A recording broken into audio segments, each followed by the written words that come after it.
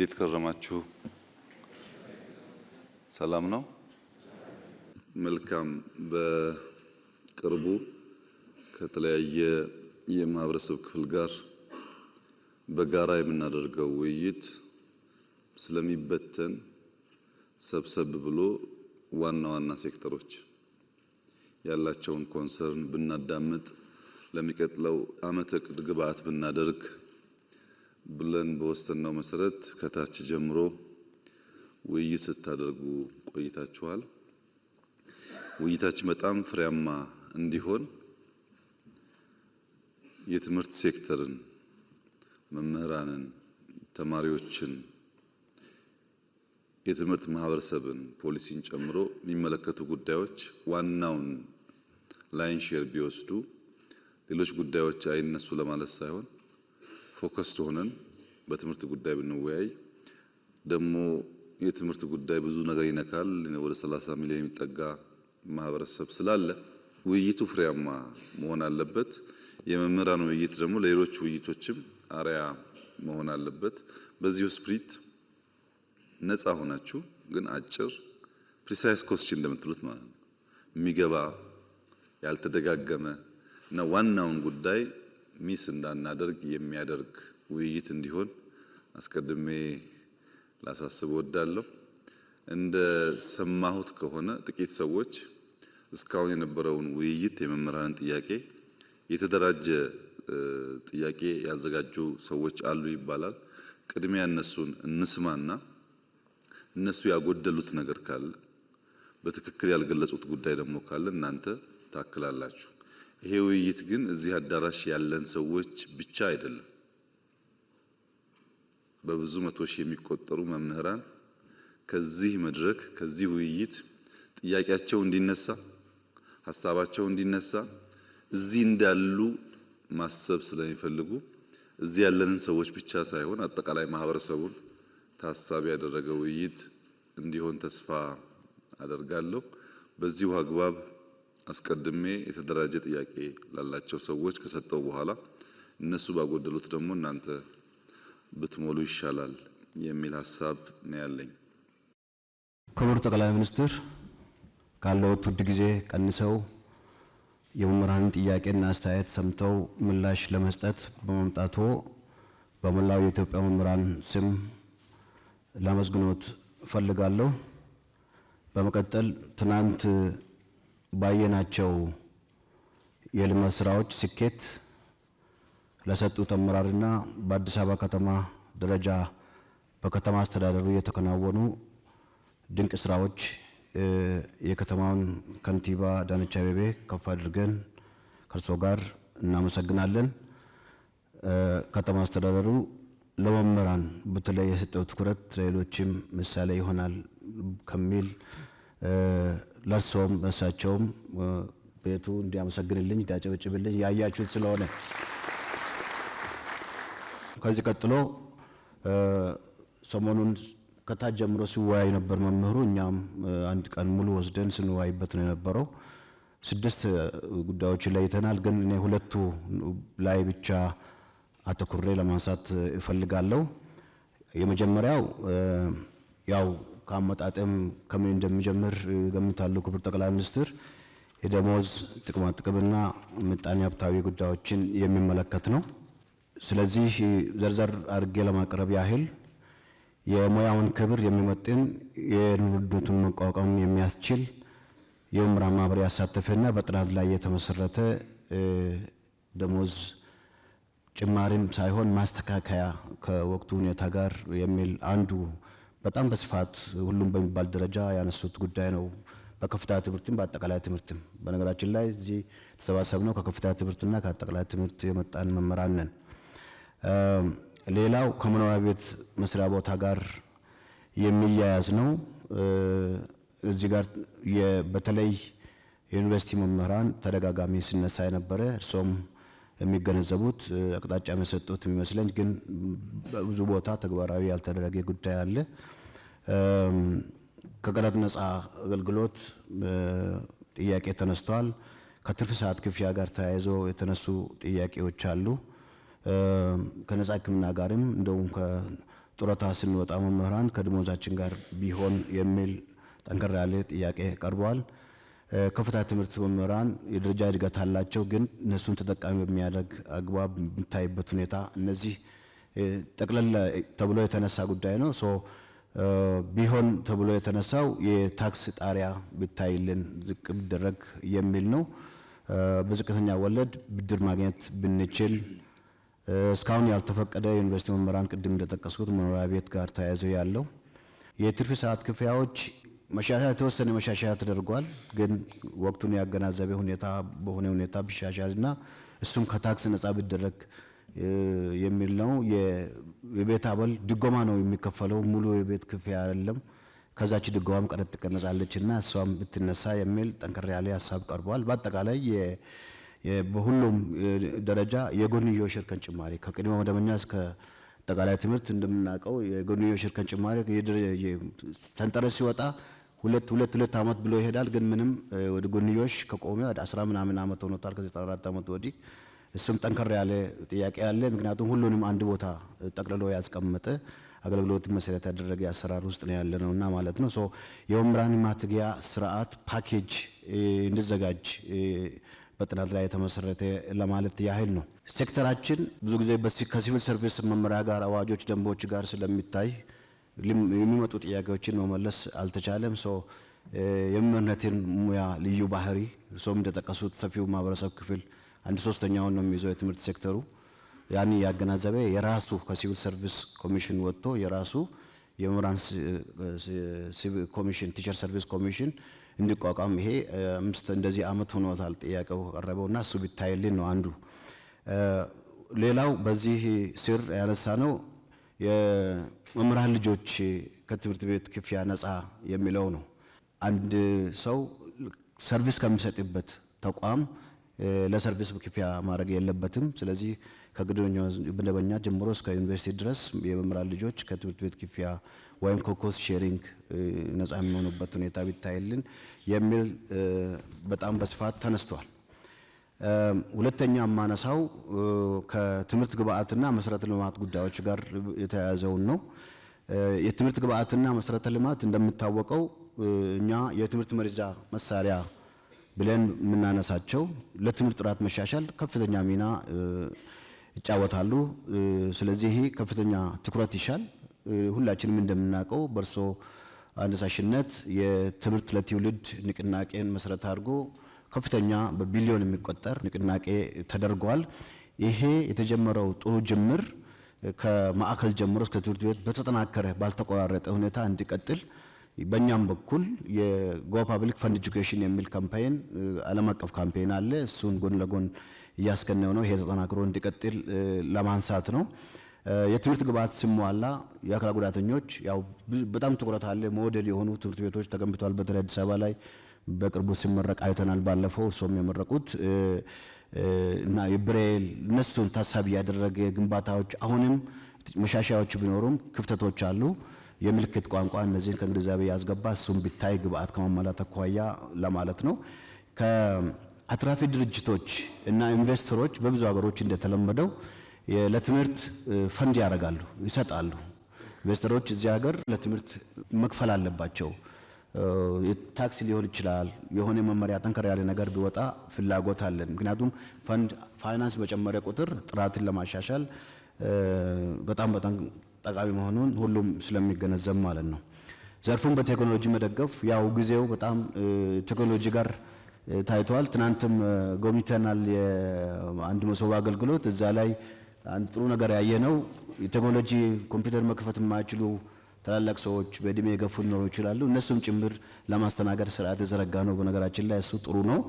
ግን ደግሞ ወደፊት እና አሁን ቴክኖሎጂ በጣም አስፈላጊ የሆነ የመጣ ስለሆነ መሰረተ ልማቱ ዝርጋታ በጣም ያስፈልጋል። መብራት በተለያዩ ገጠሪቱ አካባቢዎች ያው ህዳሴ ግድብ መብራት እየመጣ ነው። ሁሉም እያንዳንዱ ቤት ይገባል ብለን እናስባለን። ግን ደግሞ ዛሬ እንፈልጋለን ተማሪዎች በዛ እንዲያጠኑ፣ መምህራን አክሰሲብል እንዲሆን ኮምፒውተሮች፣ ታብሌቶች፣ ኢንተርኔት እነዚህ አክሰሰሪዎች ሁሉ በደንብ በትኩረት እንዲታይ ነው የተሰራ መሆኑን እንገነዘባለን። ግን በጣም አሁንም ትኩረት ይሻል። በመጨረሻ በዚህ ዘርፍ ማነሳው ከትምህርት ቤቶች ግንባታና ማስፋፋት ጋር በተያያዘ ነው። የትምህርት እድገትና ልማት ወሳኝነትን የሚመጥን በጀት እንዲመደብ ነው የምንፈልገው። በቀዳሚ እመቤት የተገነቡ 30 ሁለተኛ ደረጃ ትምህርት ቤቶች ቀላል አይደሉም። 30 ሺህ የመጀመሪያ ቅድመ መደበኛ ትምህርት ቤቶች ግንባታ፣ የአንደኛ ደረጃ እና ቅድመ መደበኛ ተማሪዎች ምገባ በጣም የሚያበረታቱ ጥሩ ነገሮች አሉ። እሱ እንዳለ ሆኖ አሁንም ግን በተለይ በገጠር አካባቢ የእንስሳትን ከብቶች ተከትሎ የሚሄዱ ህጻናት አሉ። እነሱን ተደራሽ የሚያደርግ የትምህርት አቅርቦት አሁንም ትኩረት ተደርጎ ቢሰራበት ለማለት ፈልጋለሁ። ስለተሰጠኝ እድል ከልብ አመሰግናለሁ። ክቡር ጠቅላይ ሚኒስትር ሊያወያዩን ስለወደዱ ትውልድ ለመቅረጽ በሚወጡ በሚወርዱ መምህራን መላ መምህራን ስም ላመሰግኖ እወዳለሁ። ምስጋና ብታቀርቡልኝ ደስ ይለኛል። የምንወያየው በአንድ በኩል የጠፋን ስልጣኔና ትውልድ ያስገኛልና ተግታችሁ ተማሩ፣ በሌላ በኩል ደግሞ ስጡኝና የሀገራችንን ገጽታ በአንድ ምዕተ ዓመት ልለውጠው ስለተባለለት ትምህርት ነው። ስለዚህ ታላቅ ጉዳይ ያሉኝን ሀሳቦች በሁለት አንኳር ነጥቦች ላይ ተመርኩሼ ለማቅረብ እወዳለሁ። እንግዲህ የሙያ ከበረ የሚባለው በብዙ መንገድ ቢሆንም ቅሉ አንደኛው እና ዋነኛው ግን የሙያውን ፋይዳ በሚመጥን አግባብ በሀገር ደረጃ በደማቅ ሁኔታ ማክበር ነው። እንግዲህ መምህርነት ሁሉንም ሙያዎች የሚወልድ ከሆነ የሁሉም ሙያዎች አባት ከሆነ ከሁሉም ሙያዎች በላይ ደምቆ ክብር ሊያገኝ ይገባዋል ብለን እናምናለን። ሌሎችም ሙያዎች ክብር ማግኘት እንዳለባቸው ብናውቅም ቅሉ ስለዚህ ይህን በሀገር ደረጃ በብሔራዊ ደረጃ ከፍሎ የሚከበር ደማቅ ቀን ቢኖረው የሚል ነው። ወደ ሁለተኛው አንኳር ነጥቤ ሲሄድ የዋጋ ግሽበትንና የኑሮ ውድነትን ይመለከታል። እንግዲህ የዋጋ ግሽበትና የኑሮ ውድነቱ በአጠቃላይ የመንግስት ሰራተኛውን በአመዛኙ መምህራንን እጅግ በጣም እያንገላታ እንዳለ የአደባባይ ሀቅ ነው። ስለዚህ እዚህም ጋር ትኩረት ተሰጥቶ እንዲሰራ መምህራን እንፈልጋለን ማለት ነው። እዚሁ ጉዳይ ላይ ሳልወጣ የስራ ዕድል ፈጠራን የሚመለከት ነጥብም ልጨምር። እንግዲህ መምህራን ከታች ጀምረን የምናስተምራቸው ተማሪዎቻችን የስራ ዕድል እንዲያገኙ እንፈልጋለን። ሶስቱን የስራ ዕድል ለመፍጠር ደግሞ በተለይ የስራ ባህልን ለማሻሻልና በፕሮጀክቶች አፈጻጸም ላይ እየተደረገ ያለውን ጥረት ከፍ ለማድረግ የስራ ባህል ለውጥ እንቅስቃሴ ሀገራዊ ጉዳይ ማድረግ ተገቢ እንደሆነ እናምናለን። በዚህም ስራ ላይ መምህራን ሚናቸው ከፍተኛ ስለሆነ ታምኖ የስራው አካል እንዲሆኑ በተለይ የስነ ጽሕፈቱ አካል እንዲሆኑ ቢደረግ ለማለት ነው። በሌላ በኩል ፍትሃዊ የሀብት ክፍፍልን ማጠናከር አማራጭ የሌለው መፍትሄ እንደሆነም እናምናለን። ስለዚህ በሀገር ደረጃ ፍትሃዊ የሀብት ክፍፍል እንዲኖር በዛ የሀብት ክፍፍል ሂደትም መምህራን በስራቸው ልክ በተሰጣቸው ተልዕኮ ልክ እና በሚወጡት ኃላፊነት ልክ የሀብት ክፍፍሉ ተጠቃሚ እንዲሆኑ ማድረግ ቢቻል ነው። እዚሁ ጋር ሌላኛው ጉዳይ የጦርነት አዙሪትን በተመለከተ ነው።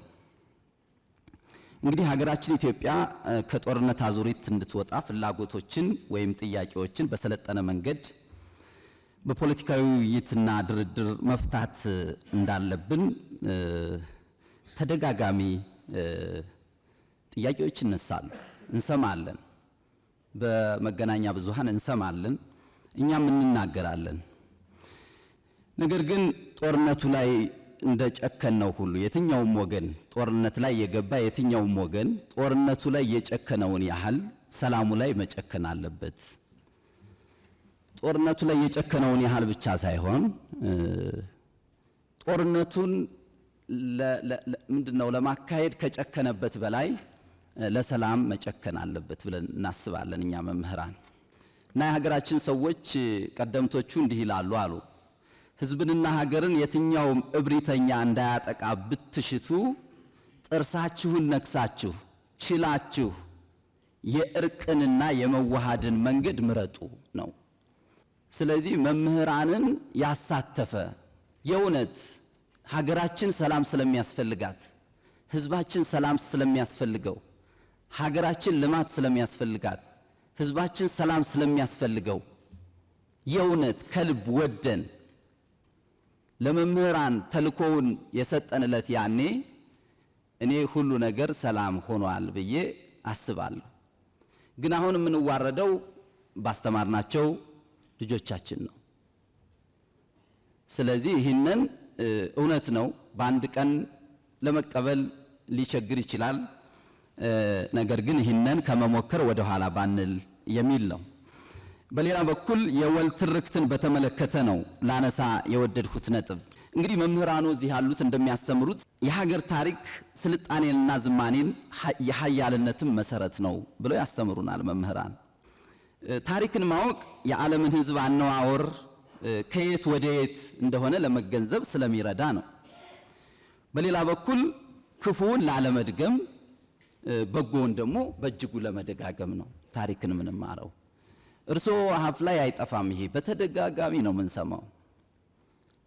ግን አዳምጠነዋል ወይ የሚለው እኔንም ትንሽ ይፈትነኛል። እውነት ለመናገር ማዳመጥ ይኖርብናል፣ መደማመጥ ይኖርብናል።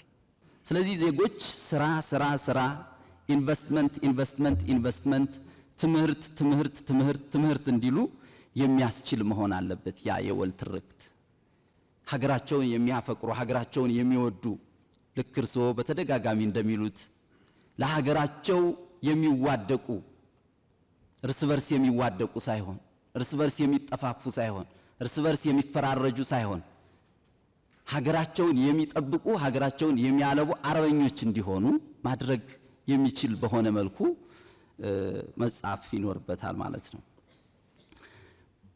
በአመዛኙም ለዚህ መጠፋፋት ለዚህ መገፋፋት ያዳረገን ዘረኝነት፣ ጎሰኝነትና አክራሪነት ስለሆነ ድባቅ በሚመታ መልኩ መጻፍ አለበት። እውነት ነው። ያ ዘረኝነት ዝም ብሎ አልመጣም፣ ተዘርቶ ነው። ያ ጎሰኝነት ዝም ብሎ አልመጣም፣ ተዘርቶ ነው። ያ አክራሪነት ዝም ብሎ አልመጣም፣ ተዘርቶ ነው። ያ ዘር ግን መምከን አለበት። የሚመክነው ደግሞ በዛ ችለን በመናደርገው የወል ትርክት ነው ብለን እኛ መምህራን እናምናለን ማለት ነው። ይህን ካልኩ ዘንዳ እንግዲህ ከአንኳር ጉዳይ ላይ የመጨረሻ ማደርገው ብሔራዊ ጥቅምን ነው። ስለዚህ ብሔራዊ ጥቅምን በተመለከተ የውስጥና የውጭ ዲፕሎማሲን ብሔራዊ ጥቅምን በሚያረጋግጥ አኳኋን የተጀመረውን ስራ በማጠናከር የትውልዱን የባህር በር ጥያቄ የቀጠናውን ዘላቂ ሰላም በሚያስጠብቅ መልኩ መረጃና ማስረጃን መሰረት ባደረገ ዲፕሎማሲ ላይ አተኩሮ መመለስ ቢቻል። በአጠቃላይ መንግስቱ ለመምህራን ለሰጠው ክብር እና የመፍትሄው አካል እንድንሆን ይህን የውይይት ጉባኤ ስለከፈቱልን ከልብ አመሰግናለሁ። ክብረት ይስጥልን። የኢፌዴሪ ጠቅላይ ሚኒስትር ክቡር ዶክተር አብይ አህመድ ከኢትዮጵያ መምህራን ምክክር በኋላ በፌዴራል መንግስት የሚመለሱ ጥያቄዎችን ምላሽ ለመስጠት ከፊታችን ስለተገኙ እናመሰግናለን። እኔም ማነሳቸው ጥያቄዎች በሁለት መሰረታዊ ጉዳይ ነው። አንደኛው ማህበራዊ ጉዳዮች ላይ፣ ሁለተኛ የመልካም አስተዳደር ጉዳዮች ላይ ነው። እነሱን ጥር አድርጌ ለማቅረብ ሞክራለሁ። የተለያዩ ሀገራዊ ፖሊሲዎች ሲቀረጹ የመምህራን ተሳትፎ ማነስ፣ ሰላምና የመምህራን የስራ ቦታ ደህንነት አለመኖር፣ ቀጥሎ በመምህራን ስም የሚቋቋም ባንክና ሆስፒታል አለመኖር፣ የመምህራን ባንክ መቋቋም፣ የግንባታ ድጋፍ መደረግ ቢችል የሚሉ ጥያቄዎች።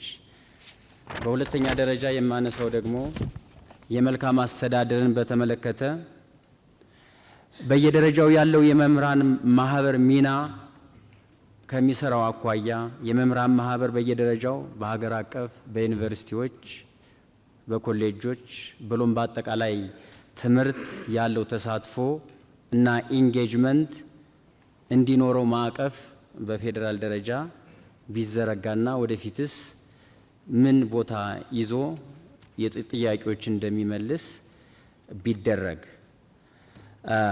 ቀጥሎ ያለ መምህራን ፍቃድ ለልዩ ልዩ ልማት ተግባራት መዋጮ ከደሞዝ መቆረጥ። መዋጮዎች ከደሞዝ በሚቆረጡበት ጊዜ መላው የኢትዮጵያ መምህራን ያለውን የሚቆረጠውን የብር መጠን በፍቃደኝነት ላይ የተመሰረተ ቢሆን ይህም በአጥብቆት እንዴት እንደሆነ እንደሚሰራ ከፌዴራል ምላሽ ቢሰጥበት። ሌላው በደሞዝ ማነስና በጥቅማ ጥቅም አለመከበር ምክንያት መምህራን ከስራ ገበታቸው መልቀቅ፣ የደሞዝ ማሻሻያው በሰፊው መምህራን ላይ ያላተኮረ መሆን፣ ጥቅማ ጥቅሞች ሙሉ በሙሉ መምህሩ ላይ ስላልተተገበሩ ቢተገበሩ። የመጨረሻው የሚጠየቁ ጥያቄዎች ወቅታዊ ምላሽ ቢሰጣቸው።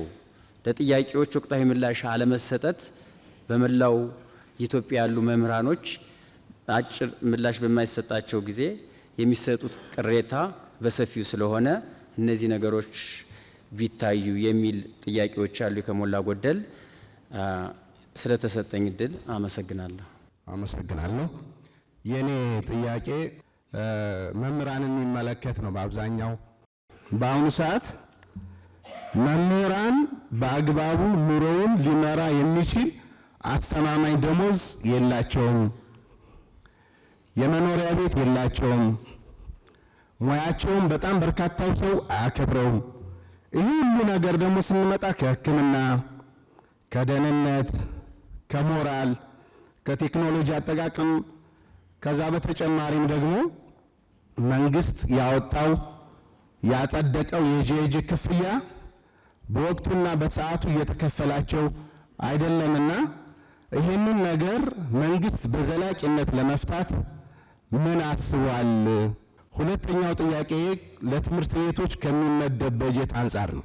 አሁን ላይ ያለው የትምህርት ቤቶች በጀት በ1996 ዓመተ ምህረት የተጻፈ መመሪያ ነው። ለአንድ ተማሪ 10 ብር ይመደብለታል። በ1996 ዓመተ ምህረት አንድ ደስታ ወረቀት 30 ብር ነበር። አሁን ላይ ደግሞ 1300 ብር ነው። ስለዚህ በጣም በርካታ ትምህርት ቤቶች አስተማማኝ በጀት የላቸው። አስተማማኝ በጀት ከሌላቸው ደግሞ ጥሩ ትምህርት ሊሰጡ አይችሉም። እኔ ከተማ አካባቢ ያሉ ትምህርት ቤቶችን ሳይሆን ምናልባት ክቡር ዶክተር አብይ ወደ ታች ያሉ ገጠራማ ቦታዎች ምንም አይነት በጀት የሌላቸው አለ። ስለዚህ እነዚህን ትምህርት ቤቶች ከመደገፍ አንጻር መንግስት ምን ያሰበው ነገር አለ?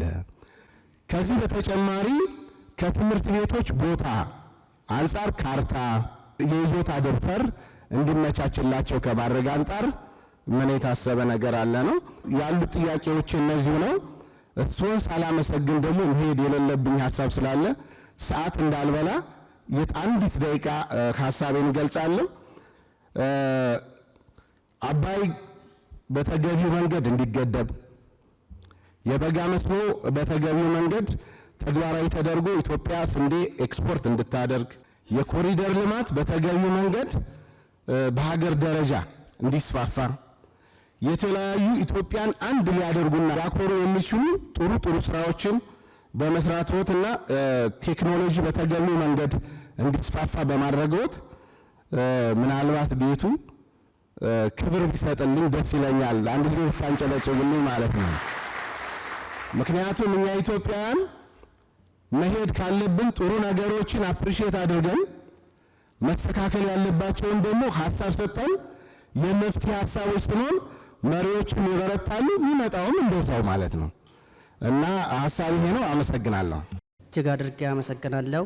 በከፍሉ አልተነሳም ብዬ ያሰብኳቸውን ጉዳዮች አጠር አድርጌ እዚህ ጋር ለማስቀመጥ ነው የምሞክረው። ከትምህርት አጀንዳ ሳልወጣ አንዳች ነገር እዛ ጋር ለመጨመር በሙያዎች መካከል ያሉ ልዩነቶች ትውልዱ የመምህርነትን ሙያ በእጅጉ እንዲጠላ አድርጎታል። አንድ የሁለተኛ ወይንም የሶስተኛ ዲግሪ ያለው መምህር ያለው ክብርና አንድ በሌላ ሴክተር ላይ የመጀመሪያ ዲግሪ ያለው ሰው የሚሰጠው ክብር እኩል አይደለም። ክፍያም እኩል አይደለም። በተለይ ክፍያም በተመለከተ ሌላኛው ደግሞ በመሰረተ ልማቶች አካባቢ ትናንት ተዘዋውረን በአዲስ አበባ መስተዳድር አካባቢ ያየናቸው ደስ ብሎናል። በእውነት እኔ እንደራሴ ኢትዮጵያ ውስጥ ያለውም አልመሰለኝም። በእውነቱ እጅጉን ለመናገር የእግር ጉዞ አድርገን ነበር ተዘዋውረን ስናይ ነበረው። አንዳች ድካም ባልተሰማን ለምን ያልቃል የሚል ስሜት ሁሉ ነበረ ጉብኝቱ። ይህ ደግሞ አዲስ አበባ የጋራ ቤታችን በመሆኗ የጋራ ቤታችን ደግሞ በዚህ ልክ እየለማ በሆኑ እጅግ በጣም ደስታን ዘርቶልናል። እግዚአብሔር ይስጥልን። መሪያችንን እግዚአብሔር ይጠብቅልን። ከእግዚአብሔር የተሰጠ መሪ ነው ብዬ እንደራሴ ወስጄዋለሁ። ሌላኛው ደግሞ በመሰረተ ልማቶች ጉዳይ ላይ እዚህ እስከመጣን ዘንዳ የራሳችንን ጉዳይ ብቻ አንስተን ከምንሄድ የምንኖረውን ከማህበረሰቡ ጋር ተቀላቅለን ስለሆነ መሰረታዊ ልማቶች አካባቢ ላይ በአዲስ አበባ በሚለማው ልክ ክልሎች ላይ ክልል አካባቢ ያሉ ማህበረሰቦች ግንዛቤ ያላቸው ግንዛቤ በጣም ዝቅተኛ ነው። በዚህ ተዋረድ በየደረጃው ያሉ አመራሮች ከላይ ቢያዙልን። እውነት እኛ አሁን ባለንበት አካባቢ ላይ ሆነን ስናይ እነዚህ አዲስ አበባ ላይ የሚደረጉ መሰረተ ልማቶች እንዴት በፈጠነ ሁኔታ መሄድ አለባቸው? አመራሮቹስ የበጀት አጠቃቀማቸውን እንዴት ማስተካከል አለባቸው? ማህበረሰብን እንዴት አነቃቅተው ነው? ሰውስ በገጠሩና በየክልሉ አካባቢ ያሉ ሰዎች የሥራ ባህላቸውን እንዴት ነው መቀየር የሚችሉት? ይሄ ተልእኮ በየደረጃው ላሉት አመራሮች ተሰጥቶ በእውነት ክትትልም ተደርጎ በየአካባቢው በየክልሉ በየወረዳውና ከተማ ቦርድ አገራችንን በጠበቅነው ልክ ትለማለች የሚል ሀሳብ ስላለኝ ነው። ለተሰጠኝ እድል እጅግ አድርጌ አመሰግናለሁ። እሺ፣ አመሰግናለሁ ክቡር ጠቅላይ ሚኒስትር ለሰጡን እድልና ጊዜዎትን መስዋዕትነት አድርገው ችግሮቻችንን ለማዳመጥ እዚሁ ስለተገኙ እናመሰግናለን። እኔ ብዙ ነገር ተነስቷል። ነገር ግን ትላንትና በተለያየ ቦታ በአዲስ አበባ ዙሪያ ተመልክተን ስናይ ትልልቅ ፕሮጀክቶች በጣም ባጭርና ውጤታማ በመልኩ ተሰርተው አይተናል። ነገር ግን ከዚህ ውስጥ አንዱን ደግሞ በተለይ በከፍተኛ ትምህርት ተቋም ላይ የኑሮ ውድነቱን ከማስተካከል ወይንም የደሞዝ ማስተካከያ ከመደረጉ በፊት እስኪደረግ እንኳን ባለው ጊዜ ውስጥ እነዚህን ችግሮች ይቀርፋሉ ብዬ ከማስበው አንዱ የሸማቾች ማህበር በአዲስ አበባ ላይ በተለያዩ ቦታዎች ተቀምጠዋል። እነዚህ የሸማቾች ማህበር በጣም በዝቅተኛ ዋጋ ኢቭን አርሶ አደሩ አምርቶ በሚያቀርበው ዋጋ ለተጠቃሚው ሲደርስ አይተናልና ይህንን ነገር ምናልባት በከፍተኛ ትምህርት ተቋም ደረጃ ባሉ መምህራኖች የኑሮ ውድነቱን ከመቋቋም ወይም ኢንፍሌሽኑን ከመቆጣጠር አንጻር ወደዛ አቅርቦት ከክልል መንግስታት ጋር በመነጋገር አቅርቦት ማድረግ ይቻል ይሆን ወይ ነው የመጀመሪያ ጥያቄ። የሁለተኛ ጥያቄ ያው መንግስት እንደ መንግስት ትምህርትን ከጥራት ጋር አስተሳስሮ ትልቅ ስራ እየሰራ እንደሆነ ይታወቃል። ከዚህ ጋር ምናልባት ብዙ ጊዜ እንደ ጥቃቅን ተደርገው የሚነሱ ነገር ግን ከበጀት ጋር ተያያዥነት ያላቸው የትምህርት ጥራትን ከሚያስጠብቁ ግብዓቶች ጋር ጥያቄ ይነሳል። በአንድም ቢሆን በሌላ ዩኒቨርሲቲዎች ለትምህርት ሚኒስቴርም በተለያየ አጋጣሚ ይጠይቃሉ። ነገር ግን ለትምህርት ዘርፉ እንዳጠቃላይ ጥራትን ሊያስጠብቅ በሚችል ደረጃ በቂ የሆነ በጀት መመደብ ይቻል ይሆን ወይ? ይሄ ነው። ሌላኛው ከሶስተኛ ደረጃ ምሳሌ ሀገር እንደ ሀገር የያዘችውን ሌጋሲ ከማስጠበቅ አንጻርና ትላንትና ያየናቸውን እጅግ በጣም ሰፊ ፕሮጀክቶችን አልቀው ለልማት እንዲውሉ የተደረጉትን ከክልሎች ጋር በመነጋገር ምክንያቱም ብዙ ጊዜ እኛ ልማቶችን ስናይ ወደ ክልል አካባቢ ሲኬድ ከፌዴራል መንግስት ኃላፊ መጣ ሲባል ከተማው በጣም ያሸበርቃል። የተጀመሩ ስራዎች የኮሪደር ምን በላቸው ሌሎች በጣም ሲሰሩ እናያለን።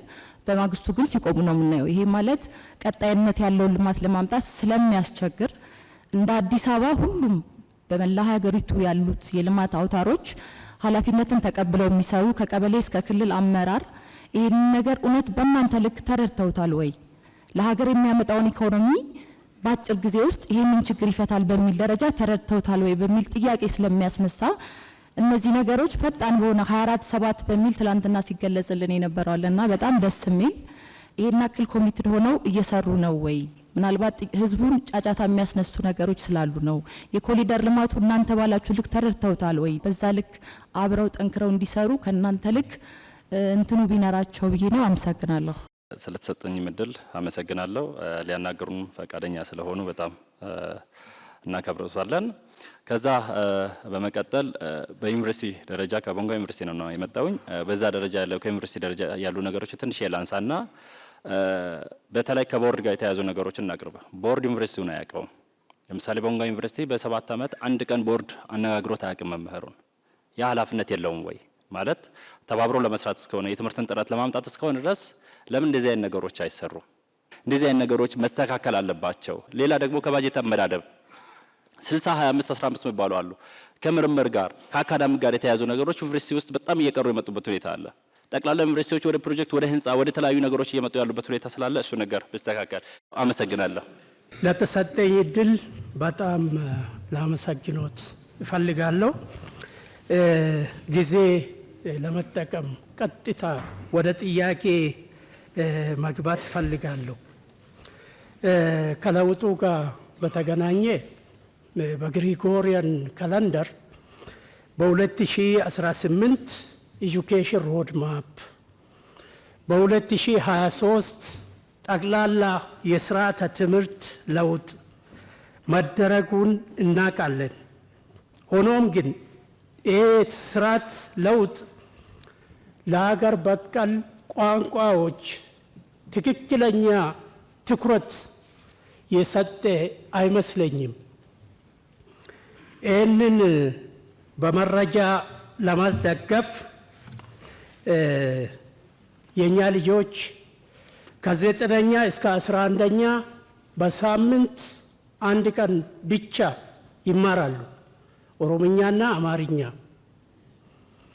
እንግዲህ በአንጻራዊ መልኩ እነዚህ ሁለቱ ቋንቋዎች በጣም በሚሊዮን የሚቆጠሩ ተናጋሪዎች እንዳሉ ይታወቃል። በሳምንት 40 ደቂቃ ብቻ መማር እንዴት ይታያል? እንደገና 12ኛ ላይ 2 ቀን ብቻ ይማሩና ይባስ ተብሎ 12ኛ ላይ ማትሪክ ላይ አይመጡም። የዚህ ኢምፕሊኬሽን የዚህ ስፒል ኦቨር በወላጅ በመምህራን በተማሪዎች ዘንድ እንዴት ይታያል? ሁለተኛ ጥያቄ ከለውጡ ጋር በተገናኘ ለሁለተኛ ደረጃ መምህራን ስልጠና የተሰጠው ትኩረት ብዥታን የሚዘራ ነው። ይህ ማለት በኢህአዴግ ጊዜ ቢኢዲ ባችለር ኦፍ ኤጁኬሽን ነበር። በማል ቴሶ የሚባል ፕሮግራም መጣና ቴሶ ቲቸር ኤጁኬሽን ሲስተም ኦቨርኦል ማለት ነው፣ ፓራዳይም ሺፍት። ለ6 ዓመታት በሱ ከተሰራ በኋላ ፒጂዲቲ መጣ። ቴሶ ቤዚካሊ ኢንቲግሬትድ ነው። ሳብጀክት ማተር ፕላስ ፔዳጎጂካል ትሬኒንግ ኢንቲግሬት አድርጎ ነው የሚሰለጥኑት። ከጊዜ በኋላ ምን ሀሳብ መጣ? የመምህራን የብቃት መሳሳት ስላለ መጀመሪያ በአፕላይ ሳይንስ ይጨርሱና ፔዳጎጂ ከላዩ ላይ ፈሳስ ሲደረግ ነው የነበረው አርጉመንት። እሱ ፒጂዲቲ ነው፣ ፖስት ግራጁዌት ዲፕሎማ ኢን ቲቺንግ ማለት ነው። ለ10 ወራት ብቻ ይሰለጥኑና ስራ ላይ ይሰማራሉ።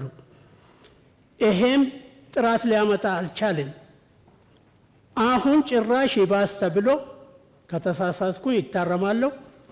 የሁለተኛ ደረጃ መምህራን ስልጠና ቢኢዲ ሆኖ ለአንድ ተቋም ብቻ ተሰጥቷል። ለኮቶቤ ትምህርት ዩኒቨርሲቲ ብቻ ተሰጥቷል።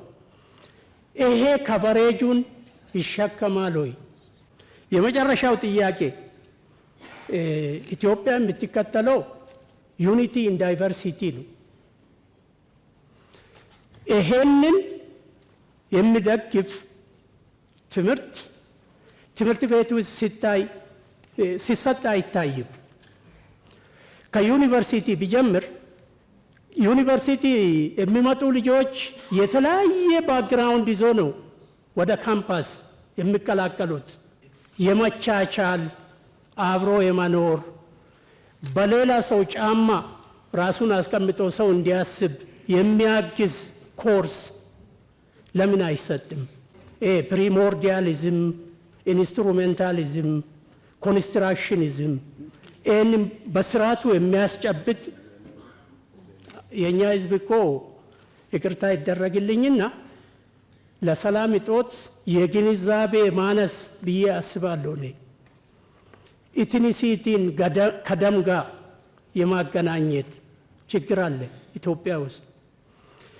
ሶሻል ኮንስትራክትስ ኢትኒሲቲ፣ ላንጉዌጅ፣ ሪሊጅን፣ ትራዲሽንስ ኤክስትራ ሶሻል ኮንስትራክት መሆናቸውን ከደም ጋር እንደማይገናኙ ሰውን ብናስተምር የሰው ልጅ ስር መሰረቱ ከአንድ ቦታ ከአዳምና ከሔዋን መሆኑን በሙስሊሙ ከአዳምና ከሐዋ መሆኑን ብናስተምር የተሻለ አስተሳሰብ የተሻለ አረዳድ ያለው ዜጋ ማውጣት ይቻላል የሚል ሀሳብ አለኝ። አመሰግናለሁ። ትላንትና በፊት በውይይት ነበርና እኛ ውይይት ስናይ የተነሳ ጥያቄዎችና ብዙ ልዩነት እንዳለ አይተናል። ለምሳሌ ሀገራችን አንድ ሀገር ነች፣ ግን አሰራር ልዩነት እንዳለ ትላንትና ተረድናል። ለምሳሌ አንዳንድ ከተማ አንዳንድ ቦታ መምህራን 65% መሬት ወይም ቤት መኖሪያ እንዳለ ተገለጽናል ወይም አይተናል። የኛ ክልል 5% ወይም 10% አይደርስም። ስለዚህ ይሄ አሁን እኩል ፖሊስ ሆኖ ወደ ታች መውረድ አለበት ብዬ አምናልና እናመሰግናለን። አመሰግናለሁኝ ክቡር ጠቅላይ ሚኒስትር። አልተነሱም ብዬ የማስባቸው ጥያቄዎችን ለማንሳት እሞክራለሁኝ። በሰሜን ጦርነት ከፍተኛ ቁጥር ያላቸው ትምህርት ቤቶች ወድመዋል። እንደ አፋር ከ300 በላይ ትምህርት ቤቶች እንደወደሙ የቁጥር መረጃው እርግጠኛ ባልሆነም መረጃዎች አሉ። እነዛ ትምህርት ቤቶችን መልሶ የመጠገንም ሆነ የመገንባት ስራዎች ላይ ጅማሮች አሉ። አሁንም 5 ህዳር ላይ ይሁን ክቡር የትምህርት ሚኒስትር በተገኙበት ሰመራ ላይ በነበረው ጉባኤ ላይ 5 ትምህርት ቤቶች ለክልሉ ተሰጥቶ እየተገነቡ እንደሆነ ተነስቶ ነበረ። እነዛ ትምህርት ቤቶች ግን ማለቅ በነበረባቸው ጊዜ አላለቁም። ይሄም የክልሉ ችግር እንደሆነ እናምናለን። እርስዎ ስለሚያስቡልንም ስለሚደክሙም ያለውን ነገር ሰምተው ለሚመለከታቸው አካላት በቅርብ ክትትል እንዲደረግ ብሰራበት የሚል ሀሳብ አለኝ። አመሰግናለሁ። ብጣዕሚ ኢና ነመስግን ዶክተር አብይ አህመድ ብጣዕሚ ካብ ልቢ ነመስግን ነዚ ዕድል እዚ ብምሃብካ ዘለና ሕቶታት ንምልዓል ኣብዚ ምሳኻ ፌስ ቱ ፌስ ነተራና ሕቶና ንክነልዕል ይቅድነልና ብጣዕሚ ንምጅማር ዝኣክል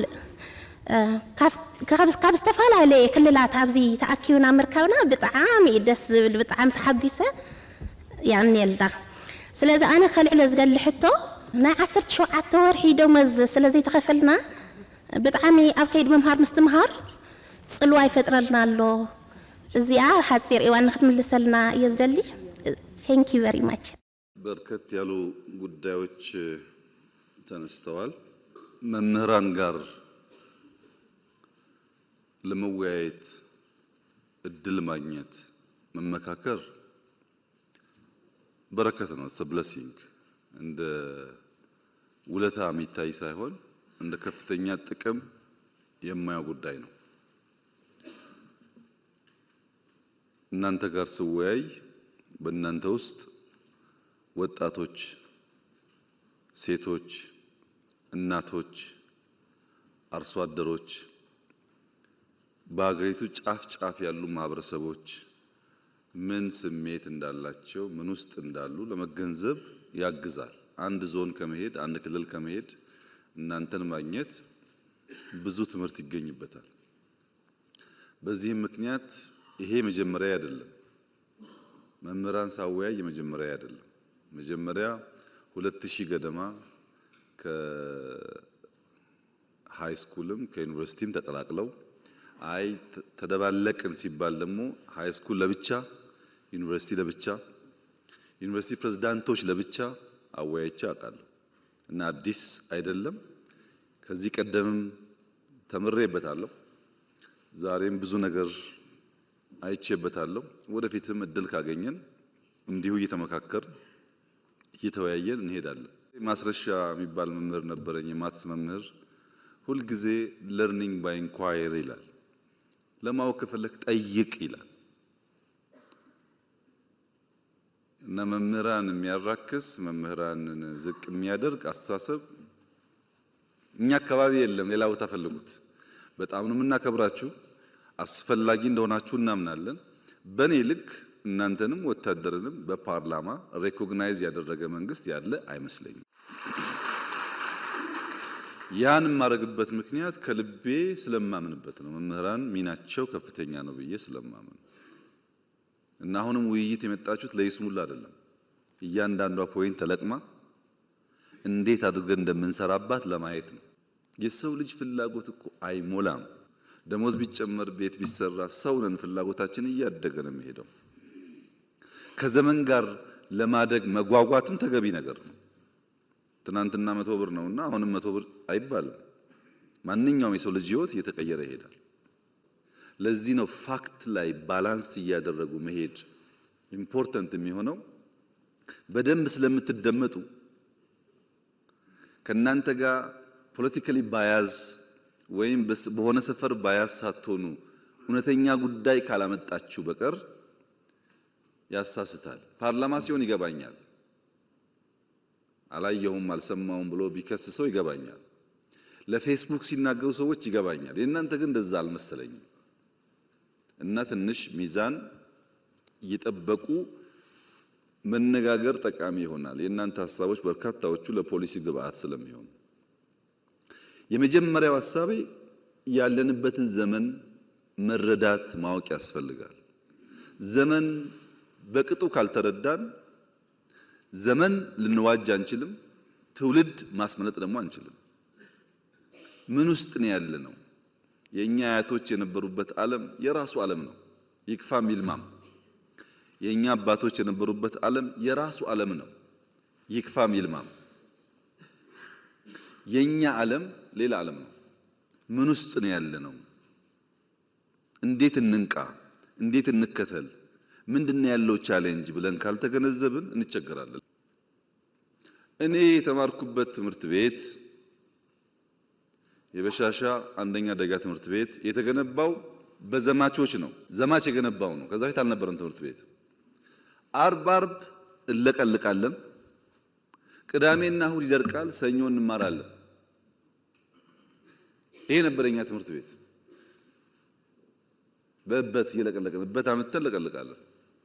አሁን ጥያቄው ሶላር ኢነርጂ የለም ከሆነ፣ አሁን ጥያቄው ኮምፒውተር የለም ከሆነ ፕሮግረስ አለ ማለት ነው። እንኳን ጠየቃችሁ ያንም ማግኘት አለብን። ትክክል ነው። ስናወዳደር ግን በሚዛን ይሁን። አሁን ያለውን ለማሳነስ የሌለ ድሮ አንናገር ነው። የሌለ ድሮ ምን ያደርጋል? ለምንድን ነው ይህን ማነሳው?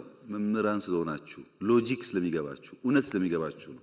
በሆነ ጊዜ እውነትና ዕውቀት የነገሱበት ሲዝን ዘመን ነበረ። እውነትና ዕውቀት የነገሱበት ሲዝን ማህበረሰብ ጨክኖ ተሰብስቦ ሰርቶ ሀገር ሰርቷል። ለምሳሌ በሁለተኛ ዓለም ጦርነት ኦስትሪያ ቬና ወይም ዋይን የምትባለው ከተማ ኦልሞስት ፈርሳለች። ኦስትሪያ በጣም ቀዝቃዛ ነው። ይሄ ዊንተር ሲዝኑ በረዶ በጣም ቀዝቃዛ ነው። እንኳን ለስራ ለመራመድም አይሆንም። በቂ ሂተር በሌለበት በቂ ቤት በሌለበት የጨከኑ የዛን ዘመን ሰዎች ቀንና ማታ ሰርተው ያኔ አይደለም ዛሬ የምታስቀና ከተማ ሆናለች ቪየና። ያ ትውልድ ልጅ ይሸከማል፣ ድንጋይ ይሸከማል፣ ሀገር ይሰራል። ያ አባት ሲሰራ ያየ ልጅ እንደ አባቱ ባይሰቃይም በተሻለ ሁኔታ የተሻለ ሀገር ይረከባል። ኦስትሪያ ደግሞ ተውና ኖርዌይ ውሰዱ። ኖርዌይ ከ6 ወር በላይ በነሱ አባባል 9 ወር ሙሉ ጨለማ ነው፣ በረዶ ጨለማ ነው። እኔና እናንተ ብንሄድ ቅዝቃዜውን የአየር ጸባዩን አንችለውም፣ እንደኛ አይደለም። ግን ኖርዌይ ያሸበረቀች ሀገር ሆና መሰራቷ ብቻ ሳይሆን ለሚቀጥለውም ትውልድ የሚበቃ ሀብት አከማችተዋል። ልጆቻችን እንዳይቸገሩ ብሎ አከማችተዋል። እውነትና ዕውቀት የነገሰበት ሲዝን እና ማህበረሰብ በድፍን አውሮፓ ሀገር ገንብተው ለትውልድ ወረት አስቀምጠው አልፈዋል። ኢትዮጵያ ውስጥ እውነትና ዕውቀት መስፈሪያ እንዲሆኑ ትክክል እንዲሆኑ መምህራን ካልሰሩ ማንም ሰው አይሰራም። እውነትና ዕውቀት ደግሞ ፈታኝ ናቸው፣ ዋጋ ያስከፍላሉ። እውነት ዝም ብላ የምትገኝ አይደለችም፣ ታስከፍላለች ዋጋ። ዕውቀት ዝም ብሎ የሚገኝ አይደለም፣ ታውቃላችሁ፣ ብዙ መድከም ይፈልጋል። በቀላሉ ማደግ መለወጥ የሚሹ ሰዎች ዕውቀትና እውነትን ገፍተው የቀለለውን ነገር ይወስዳሉ። የለም የቀለለውና አቋራጩ ጥፋት ያመጣል። ቢከብድም እንኳ ታሪክ መቀየር ያለብን እኛንን ብለን እንድንነሳ የአንበሳውን ድርሻ መውሰድ ያለበት መምህር ነው። መምህር ግን ሲፈጥረው እዚህ ጋር ያለው የተጻፈለት ነገር ትውልድ መስራት፣ መድከም፣ መስጠት ነው። ወታደርም እንደዚሁ ነው። ምንም ደሞዝ ቢከፈል ለመምህር እንዴት ሊበቃ ይችላል?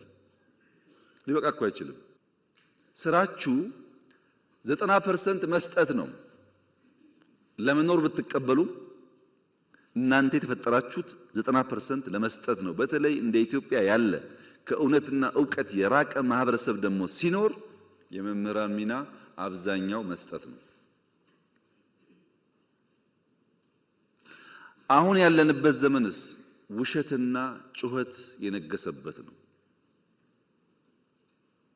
ውሸትና ጩኸት ደግሞ አይሰሩም ብቻ ሳይሆን የተሰራ ያፈርሳሉ። ፖስት ትሩዝ የሚባለው ዘመን፣ ድህረ እውነት የሚባለው ዘመን ዋነኛ ዓላማው ምንድን ነው?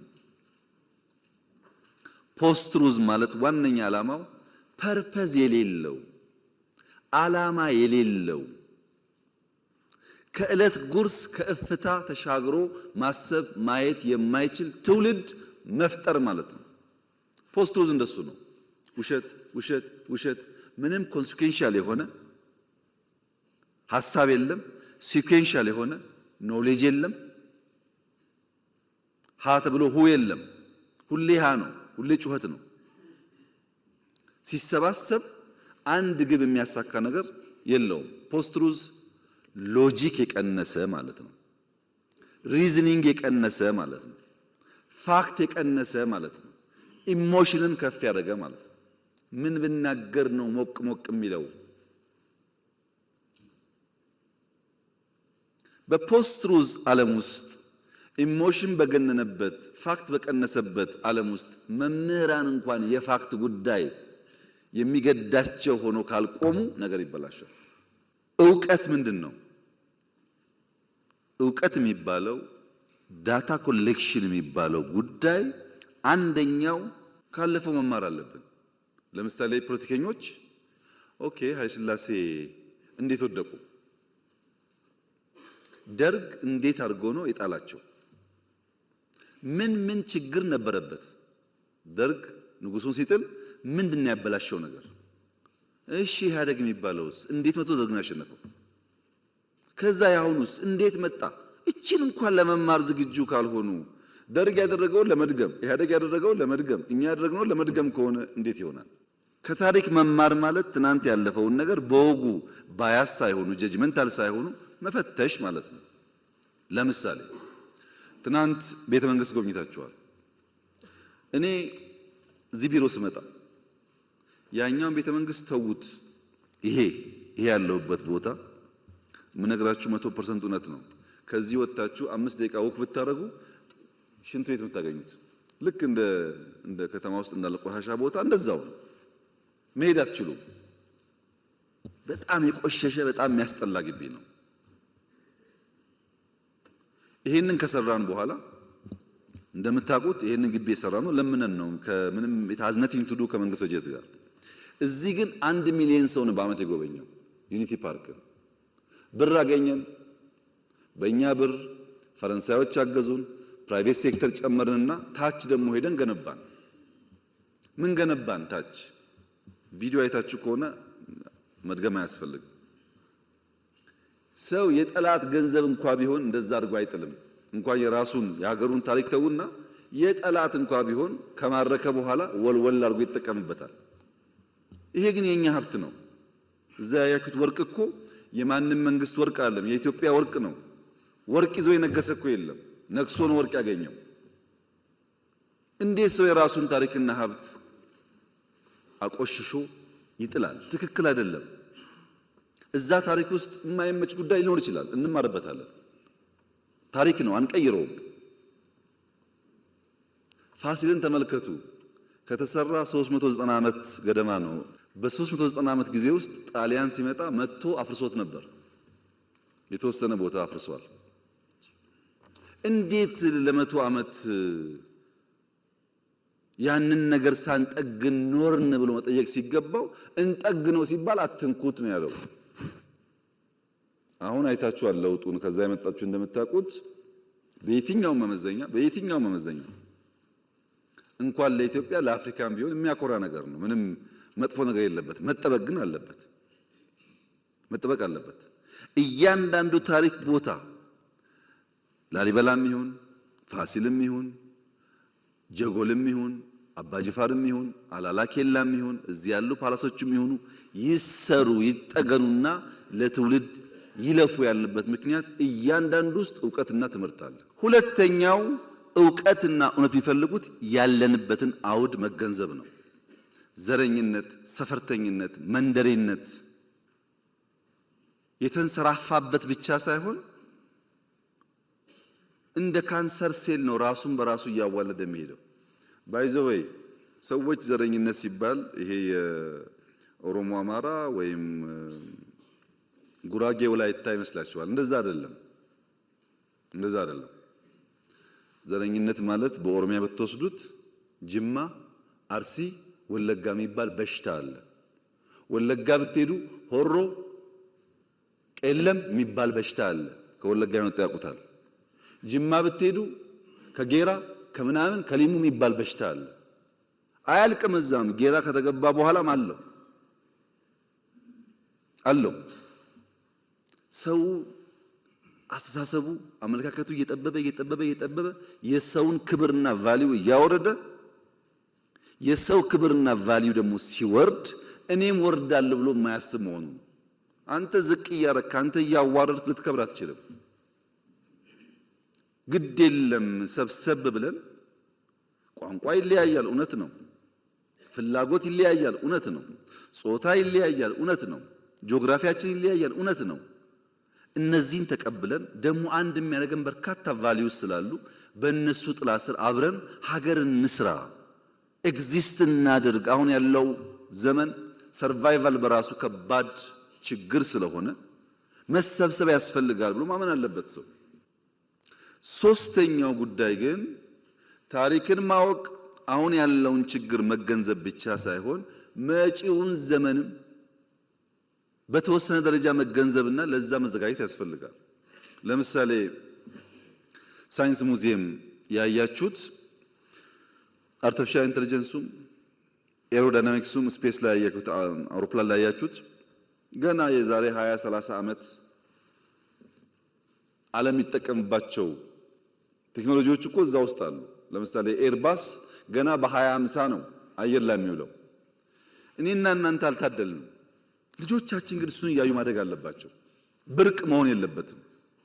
ትናንት ያያችሁት አብዛኛው ነገር እዚህ አካባቢ ያለው ሂስቶሪካል ነገሩ ጫካን ጨምሮ በበጀት የሚሰራ ስራ አይደለም። ለምን ገረማችሁ? እንደና እንደናንተ የተሰባበረ ሀገር የወሰዱ ሰዎች እኮ ወርቃቸውን አውጥተው የትዳር ቀለበታቸውን ሰጥተው ጸጉራቸውን ቆርጠው ሽጠው ለሀገሬ ልማቱ ይዋል ብሎ እኮ የገነቡ ሀገራት ታውቃላችሁ። ታሪክ ከእናንተ በላይ ማን ያውቃል? አሉ እኮ ሀገራት በቃ ድህነት ልመና ይበቃናል፣ ያለንን ሰጥተን ተክተን ልጆቻችን ከልመና ይውጡ ያሉ እኮ አሉ። መወሰን አለብን። የተረከብነው ሀገር ዕዳ፣ ድህነት፣ ችግር የተከፋፈለ ነው። እሱን ደጋግመን ብናወራ ውጤት የለውም። ከዚያ ለመውጣት የሚያስችል አቅጣጫ፣ ቪዥን እና ትጋት ያስፈልገናል። ያለንን ሰጥተን እንኳን ልጆቻችን አሁን እናንተ ካላችሁበት ላይፍ ሻል ያለ ከኖሩ ጥሩ ነገር ነው። መደገም የለበትም። የኛ ችግር መደገም የለበትም። ችግርን እያየን በመካድ ሳይሆን በመጋፈጥ፣ በመሸሽ ሳይሆን በመጋፈጥ ተቸግረንም ቢሆን እቺን ሀገር ካለችበት አረንቋ ልናወጣ እንችላለን የሚል እምነት መምህራን ካልያዙ ማን ነው የሚይዘው ነው ጉዳዩ። ማን ይዛል? በዚህ እሳቤ ነው ያለንበት ዓለም ዕውቀትና እውነት ተገፍተው ውሸትና ጩኸት በርትቶ አንድ ቀን አገልግሎ የማያውቁ ሰዎች፣ አንድ ቀን ለፍቶ የማያውቁ ሰዎች እንዳሻቸው የሚፈነጩበት ዓለም የተፈጠረው እኮ የት ሰርተሃል ብሎ የሚጠይቅ ሰው ጠፍቶ ነው። ምን ሰጥተሃል አንተ? ምን አገለገልክ? ካንተ ምን እንማር ብሎ በምክንያት አርጊው የሚያደርግ ሰው ጠፍቶ እኮ ነው። በዚያ ስፕሪት ማየት ካልቻላችሁ የኛ ውይይት ፍሬ የሚኖረው ውሃ የሚቋጥር አይሆንም። ምክንያቱም በጣም በርካታ ጉዳይ አንስታችኋል። ይሄ እናንተ ጉዳይ በአመት በሁለት አመት 3 አመት በ5 አመት አንዳንዱ ከዛም በላይ ጊዜ ሊፈጅ ይችላል። እኔ ከእናንተ ጋር ስብሰባ ሳይሆን የምፈልገው የቤተሰብ የልብ ውይይት ነው። ያለውንም ችግር እንድታቁት፣ ያለውን እድል እንድታቁት፣ እዛም ላይ ሰፖርት እንድታደርጉና ለልጆቻችን የተሻለ ሀገር እንድንሰራ ነው። ይሄንን እንደ መግቢያ ካነሳው በኋላ ጥያቄዎቻችሁን በሶስት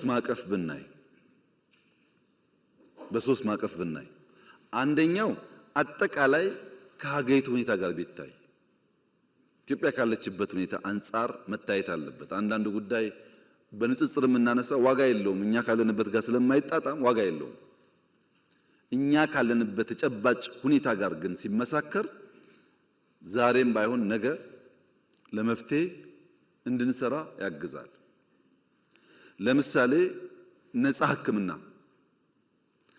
ነፃ ትምህርት፣ መኖሪያ ቤት፣ ቀረጥ ነፃ፣ ኮሚሽን የመሳሰሉ ጉዳዮች ደምረን ብናየው ከሌሎች ዘርፎች ጋር ያም ሆኖ ግን መምህራንን ለማገዝ ሕክምና እንዴት ነው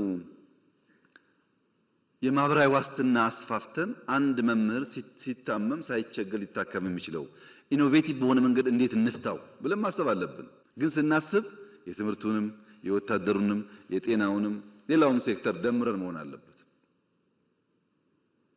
አሁን ቀረጥ ነፃ ከደሞዝ ግብር ቢቀነስ አላችሁ፣ መኪና ነፃ ቢገባ አላችሁ፣ ከዛ ደግሞ ደሞዝ ቢጨመር አላችሁ። አብሮ እኮ አይሄድም። መምህር መኖር አቅቶታል አላችሁ፣ ከውጭ ሀገር መኪና ቢያስገባ አላችሁ። አብሮ አይሄድም። ይሄ መኖር ያቃተው እንዴት ያስገባል መኪና? እውነታቸውን መኖር ተቸግረዋል ብዬ እንዳላስብ መኪና እንድናስገባ ደግሞ ዲዩቲ ፍሪ ፍቀድልን አላችሁ። 10 ሰውም ሊሆን ይችላል ያ ሰውዬ። ስንነጋገር ግን በወልን ነው ጉዳዩን። እኔ በህይወት እያለው መምህራን 70-80% መኪናቸውን ነድተው ሃይ ስኩል በር ላይ አቆሞ ሲያስተምሩ ከማየት በላይ ለኔ ደስታ የለም። ይሄን ለማየት ብታደር ከምንም በላይ የሚፈልገው ጉዳይ ነው። ይሄን ለማድረግ ግን ምን እየሰራን እንደሆነ ውስጡን አነሳላችሁና እነዚያ ጉዳይ ሲመለሱ ነው ምላሽ እያገኘ የሚሄደው። ትናንትና ወዲያ ገደማ ነጋዴዎች ጋር ውይይት ነበረኝ። ዘሆል ነጋዴ ያነሳው ልክ እናንተ ደሞዝ እንዳላችሁት ግብር ቀንስልን ነው። ዘሆል እዚያ ግብር ቀንስልን፣ እዚህ ደሞዝ ጨምርልን። አንድ ሀገር ነው፣ ግብር ይሰበሰባል፣ ከሱ ይጨመራል። ካልተሰበሰበ አይጨመርም። ከየት ይመጣል? ሐሳቡ ግልጽ ነው። እነዚህን ጉዳዮች ከሌሎች ዘርፎች ጋር ደምረን ብናይ፣ በፖሊሲ በስትራቴጂ በእቅድ ብናይ ነው የሚሻለው። ፒስ ሚል በሆነ መንገድ እየተናገርን ብንሄድ ከሆነ ጊዜ በኋላ መጣችሁ ባለፈው ግብር ቀንስ ብለን ነበር፣ ነፃ ሕክምና ብለን ነበር፣ አልመለስከውም እንዳትሉኝ። የሚሻለው ይዣቸዋለሁ በማዕቀፍ እናያቸው እንደ ሀገር። ነገር ግን ደሞዝ በሚመለከት ሁለት ኢሹዎች አሉ። አንደኛው በዚህ ዓመት በያዝነው ዓመት መጠነኛ ደሞዝ እንጨምር ሲባል ምን ያክል ነው ኮስት የሚያደርገን? እንደ ሀገር ስለሆነ የሚጨመረው 70፣ 75፣ 80 በሚል በኦፕሽን ቀረበ የሚጨመረው ደሞዝ። እንደምታውቁት በስኬል ለምሳሌ እኔ 30 ሺህ የማገኝ ከሆነ 10% ሲባል በስኬል ልክ እንዲጨምር፣ ታች ያለው ደግሞ በሚያገኘው ልክ እንዲጨምር የሚል ካቢኔ ቀረበ እና ግማሹ ካቢኔ አባላት ተቃወሙ። ትክክል አይደለም፣ ችግር የሁሉ ነው፣ ታች ግን ይብሳል። 2000 ብር 1000 ብር እየበሉ ቤተሰብ የሚያስተዳድሩ ሰዎች ስላሉ በስመ የደሞዝ ክፍያ ሃይራርኪያል በሆነ የሚከፈለው መንገድ ከሄድን ታቹ ስለሚጎዳ ከኛ ከሚኒስትሮቹ ወይም ከፍተኛ ተከፋይ ከሆኑት ይቀንስና ታች እናስፋዋል። ታች ዝቅተኛው የመንግስት ተከፋይ 1700 አካባቢ ነበር። 300% ጨምረን 4800 ገባ። ይሄ በሚሆንበት ሰዓት 70፣ 75፣ 80 የነበረው አጠቃላይ ሀገራዊ ጭማሬ 91 ቢሊዮን ይገባል ተባለ። ፐርሰንቴጁ ስላደገ ይሁን ይግባ፣ ታች ያለው ከሚራብ ላይ ያለው ይቆያል። ለሁሉም ብናደርግ ጥሩ ነበር። ለሁሉም ካልቻልን ግን ሞር የተጎዳውን ብንደግፍ ይሻላል ነው ሐሳቡ የነበረው። ይሄን የሚጠላ መምህር ያለ አይመስለኝም። ይሄ ተከፋይ ነው። የማይከፈላቸው ደግሞ አሉ፣ ደሞዝ የማይከፈላቸው። ለምሳሌ አርሶ አደር አለ፣ መድኃኒት አለ፣ ሴፍቲኔት አለ። 340 350 ቢሊዮን ብር ኢትዮጵያ ደጉማለች በዚህ ዓመት። በአንድ በኩል ደሞዝ፣ በሌላ በኩል ነዳጅ፣ ማዳበሪያ፣ መድኃኒት፣ ሴፍቲኔት ድጎማዎች ደግሞ 350 ቢሊዮን ወስደዋል። ያን እንዳለ ወስደን ደሞዝ ብናደርገው እናንተ ደስ ይላችኋል፣ አርሶ አደር ይከፋዋል። አርሶ አደር ከከፋው ግን ዋጋ የለውም፣ የእናንተን ገደል ገባ ማለት ነው። እንዳለ ወስደን ለኛ ሰራተኞች ብንከፍል ደሞዝ ከፍ ይላል። ግን በታክሲ ምክንያት የሚሰቃዩ ሰዎች አሉ። ነዳጅ ካልደጎምን መንቀሳቀስ የማይችሉ ሰዎች አሉ። ምን አለ ታዳኛ 91 ቢሊዮን ለኛ ሰራተኞች፣ 300 ደግሞ ለመላው የኢትዮጵያ። እዛ ውስጥ እነሱም ይጠቀማሉ። የሕክምና መድኃኒት ሰብሲዳይ ሲደረግ ለእናንተም ለኔም ጭምር ነው የሚደረገው። ነዳጅ ሲደረግ ለኔም ለእናንተም የሚደረገው። ማዳበሪያ ሲደረግ ለኔም ለእናንተም የሚደረገው። በቀጥታ ባንቆጥረውም በተዘዋዋሪ ማለት ነው። ጥያቄያችሁ ግን አንደኛ ሌጂቲሜት ነው፣ ሁለተኛ ደግሞ ብዙዎቻችሁ የምታነሱት ለፖለቲካ ለቅንጦት ሳይሆን የሰርቫይቫል ጉዳይ አድርጋችሁ ነው። አጣጥመን ለመሄድ ማክሲመም እንሰራለን። ደሞዛውን ብንጨምር ለምሳሌ ለመምህራን ስፔሻል አድርገን 30-40% ብንጨምር አሁን ከሚያገኘው ብለን ብንጨምር ችግሩ ይፈታል ወይ? አይፈታም። የእናንተ ችግር በደሞዝ ጭማሬ ብቻ የሚመለስ ጉዳይ አይደለም። ሰውየው አንድ ቁና ገብስ ይዞ ሙያተኛ ጋር ይሄዳል። ሙያተኛ ጋር ሄድና ይኸውልህ አንድ ቁና ገብስ አለኝ፣ ከዚህ ውስጥ ለዳቦ፣ ለገንፎ እህል፣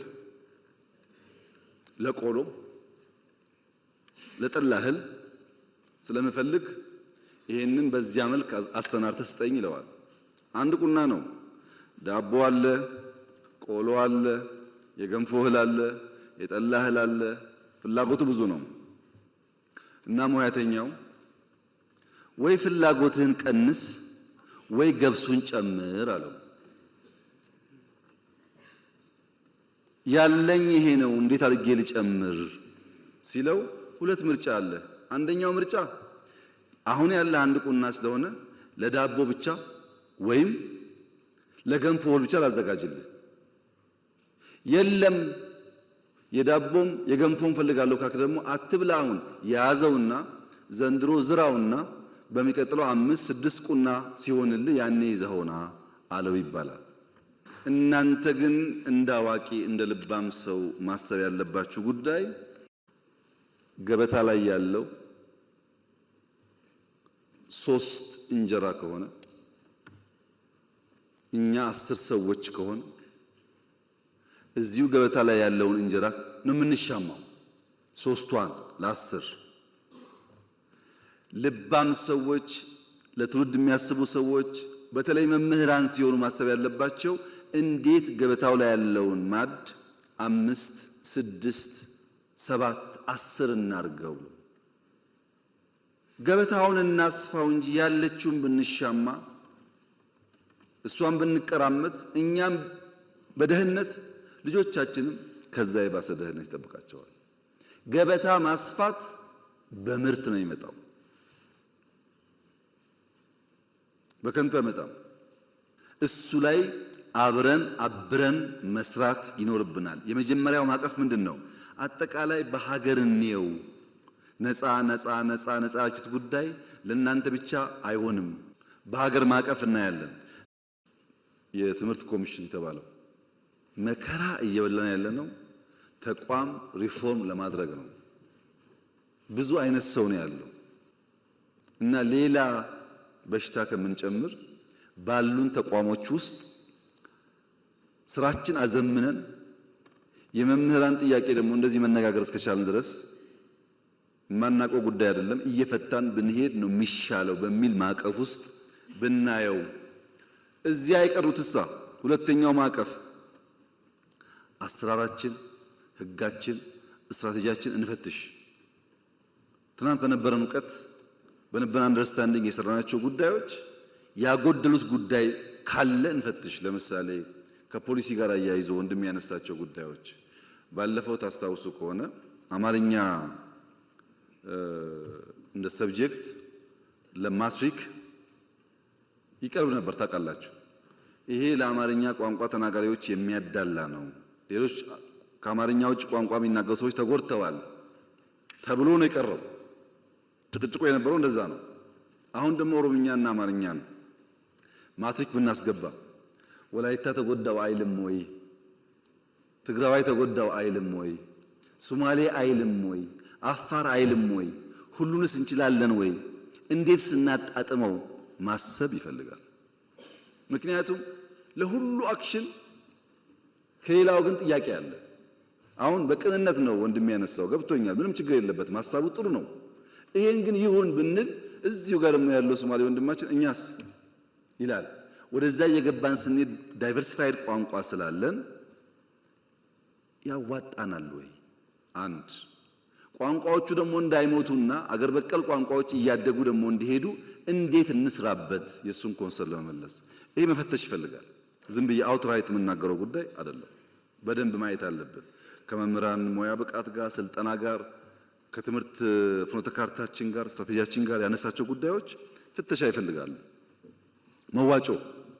መዋጮ እናንተ ሳታቁ ከደሞዛችሁ በቀጥታ የሚቆረጥ ከሆነ ስህተት ሳይሆን ወንጀል ነው።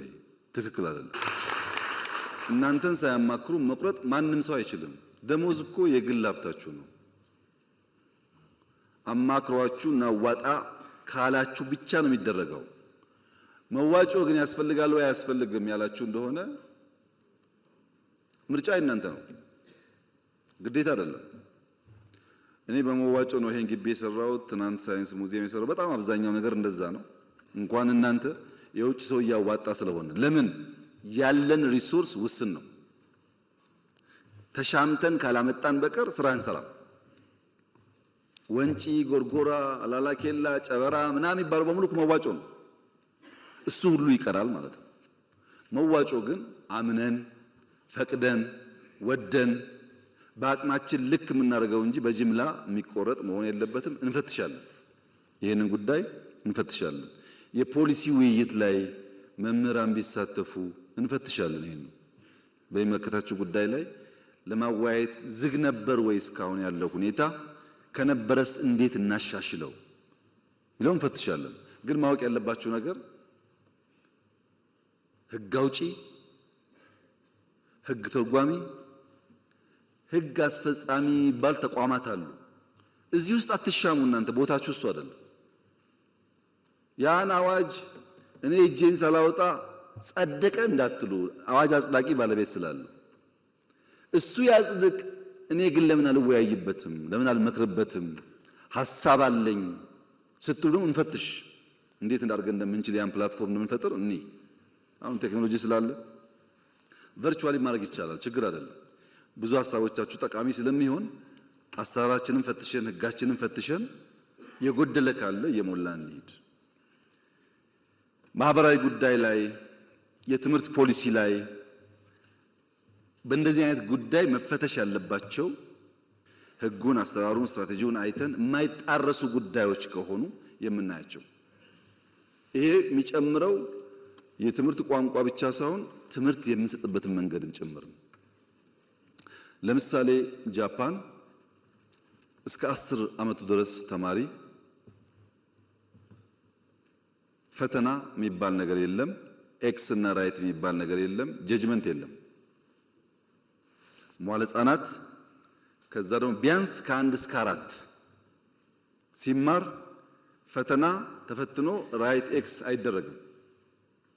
የጃፓኖች ዋነኛ ዓላማ አንድ ሰው የሚሰራበት ዋናው እድሜ ይሄ እድሜ ነው። ከዛ በኋላ ብዙ መረጃ የጨመረ ይሄዳል እንጂ ፋውንዴሽኑ እዚህ ጋር ነው ያለው። እዚህ ጋር መማር ያለበት አንደኛ ቲም ወርክ፣ ከጓደኞቹ ጋር በጋራ መስራት፣ መደማመጥ፣ መተጋገዝ፣ ተፈጥሮን ማድነቅ፣ ኃላፊነት መውሰድ ነው ማስተማር ያለብን ብለው አልጋ ያስነጥፏቸዋል። ሽንት ቤት ያጸዳሉ፣ ግቢ ያጸዳሉ።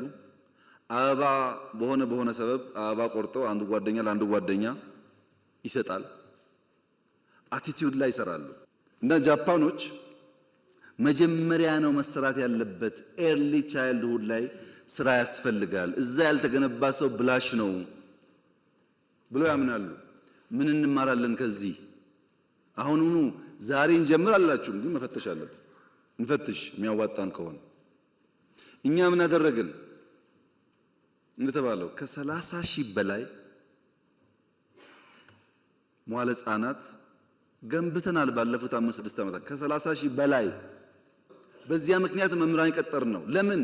ልጆች ቤት ከሚውሉ ጓደኞቻቸው ጋር ቋንቋ እየተናገሩ ስጠኝ አትስጠኝ እየተባባሉ ለአንደኛ ክፍል ቢዘጋጁ ይሻላል። እንደዚያ ካልሆነ ውሎ አድሮ የተሻለ ብቃት ያለው ሰው አናገኝም በሚል ሂሳብ ነው። ለምሳሌ የትምህርት በጀት ቢጨምር በጀት ችግር አለ። 2-3 አንስታችኋል። አንድ ዩኒቨርሲቲ ያለው በጀት ከራሱ ከትምህርት ሚኒስቴር ይበልጣል። ከራሱ ከትምህርት ሚኒስቴር ቢሊየንስ እኮ ነው የሚመደበው። ጓዶች አታውቁም እንዴ? ምን ያደርጋል ዩኒቨርሲቲ? ስታዲየም፣ ሆቴል፣ አጥር። ለዚህ እኮ ዩኒቨርሲቲ ይቁም ያልነው። ዩኒቨርሲቲ ማለት የኮንዶሚኒየም ግንባታ ማህበር ማለት አይደለም። ለምሳሌ ጅማ ዩኒቨርሲቲ ጤና ላይ የሚሰራ ከሆነ ይሁን ሆስፒታል ይገንባ። ሌላ ደግሞ ያለው አዳማ ዩኒቨርሲቲ ሳይንስ ላይ ከሆነ የሳይንስ ላብ ይገንባ። ፋሽን እኮ ነው ሁሉም ሆስፒታል። ፋሽን አይደለም? ይጥቀመው አይጥቀመው ሁሉ ስታዲየም፣ ሁሉ የሆነ አጥር ፓላስ ይመስል ይሄ ሁሉ ብር ይወጣበታል። እያንዳንዱ ዩኒቨርሲቲ የሚወስደው ገንዘብ ብትደምሩት የትኛውም ተቋም ኢትዮጵያ ውስጥ ያን የሚያክል በጀት የሚወስድ የለም። በተናጠል አትዩት፣ ጉዳዩን በድምር ነው ማየት ያለባችሁ። ከኛ ቋት ሲወጣ የምናሰላው በዛ መንገድ ነው። ሁለተኛ ሃይስኩል አግዙ ደግፉ የተባለው በቅንነት ለምሳሌ እንደሚያነሳው እውነቱን ነው። መታገዝ የሚፈልጉ ክልሎች አሉ። በአየር ጸባይ ምክንያት፣ በስራ ባህል ምክንያት ብዙ የማይተጉ ክልሎች አሉ። ማገዝ አለብን። ግን ደግሞ እንደሚማወቅ ያለብን ነገር ፌዴራሊዝም የሚባል ስርዓት ኢትዮጵያ ውስጥ ይኑር ያስፈልጋል ብለን ካመን ሃይ ስኩል ማስተዳደር የእያንዳንዱ ዞንና ክልል ስራ መሆኑን ማመን አለብን። ሃይ ስኩል ሲበላሽ የፌዴራል ስርዓቱ ግን ፌዴራሊዝም አብሮ አይሄድም። ይሄ ሃይ ስኩል መገንባት፣ የሃይ ስኩል መምህር መቅጠር፣ የሃይ ስኩል ደሞዝ መክፈል፣ የሃይ ስኩል መምህር ቤት ቦታ መስጠት የእያንዳንዱ ክልል ስራ ነው። ያን እንሻል ስንል ፌዴራል ስርዓቱን ስለምናፈርሰው ሌላ ደግሞ ኮንሲኩዌንስ ያመጣል ማለት ነው። እናንተ ሁሉን ስለምታውቁ እንደራኪቱም የእውቀት ጋን ስለሆናችሁ በዚህኛው ያለው አደጋ በዚህኛው ያለው ጠቀሜታ ለማመዛዘን አትቸገሩም። በዚያ ስፕሪት ነው ማየት ያለብን። በጀት የቀነሰ አይደለም የኛ አሰራር። ዩኒቨርሲቲ አካባቢ ያሉ ሰዎች እዚህም ካላችሁ እኔ እስካሁን ባየሁት ጥቂት ዩኒቨርሲቲ ካልሆነ በቀር አብዛኛው የሰፈር ልጅ ቀጥሮ የሰፈር ቲፎዞ አምጥቶ ፕሮጀክት ምናምን ኮሚሽን ብሎ ወንበሩን የሚያደላድል እንጂ ዩኒቨርሲቲ ግቢ እንኳን የሚያጸዳ ሰው ብዙ አላየውም። ግቢውን ተውት፣ አገሩን እሱን ወደ ውስጥ መፈተሽ የሚጠቅም ይመስለኛል።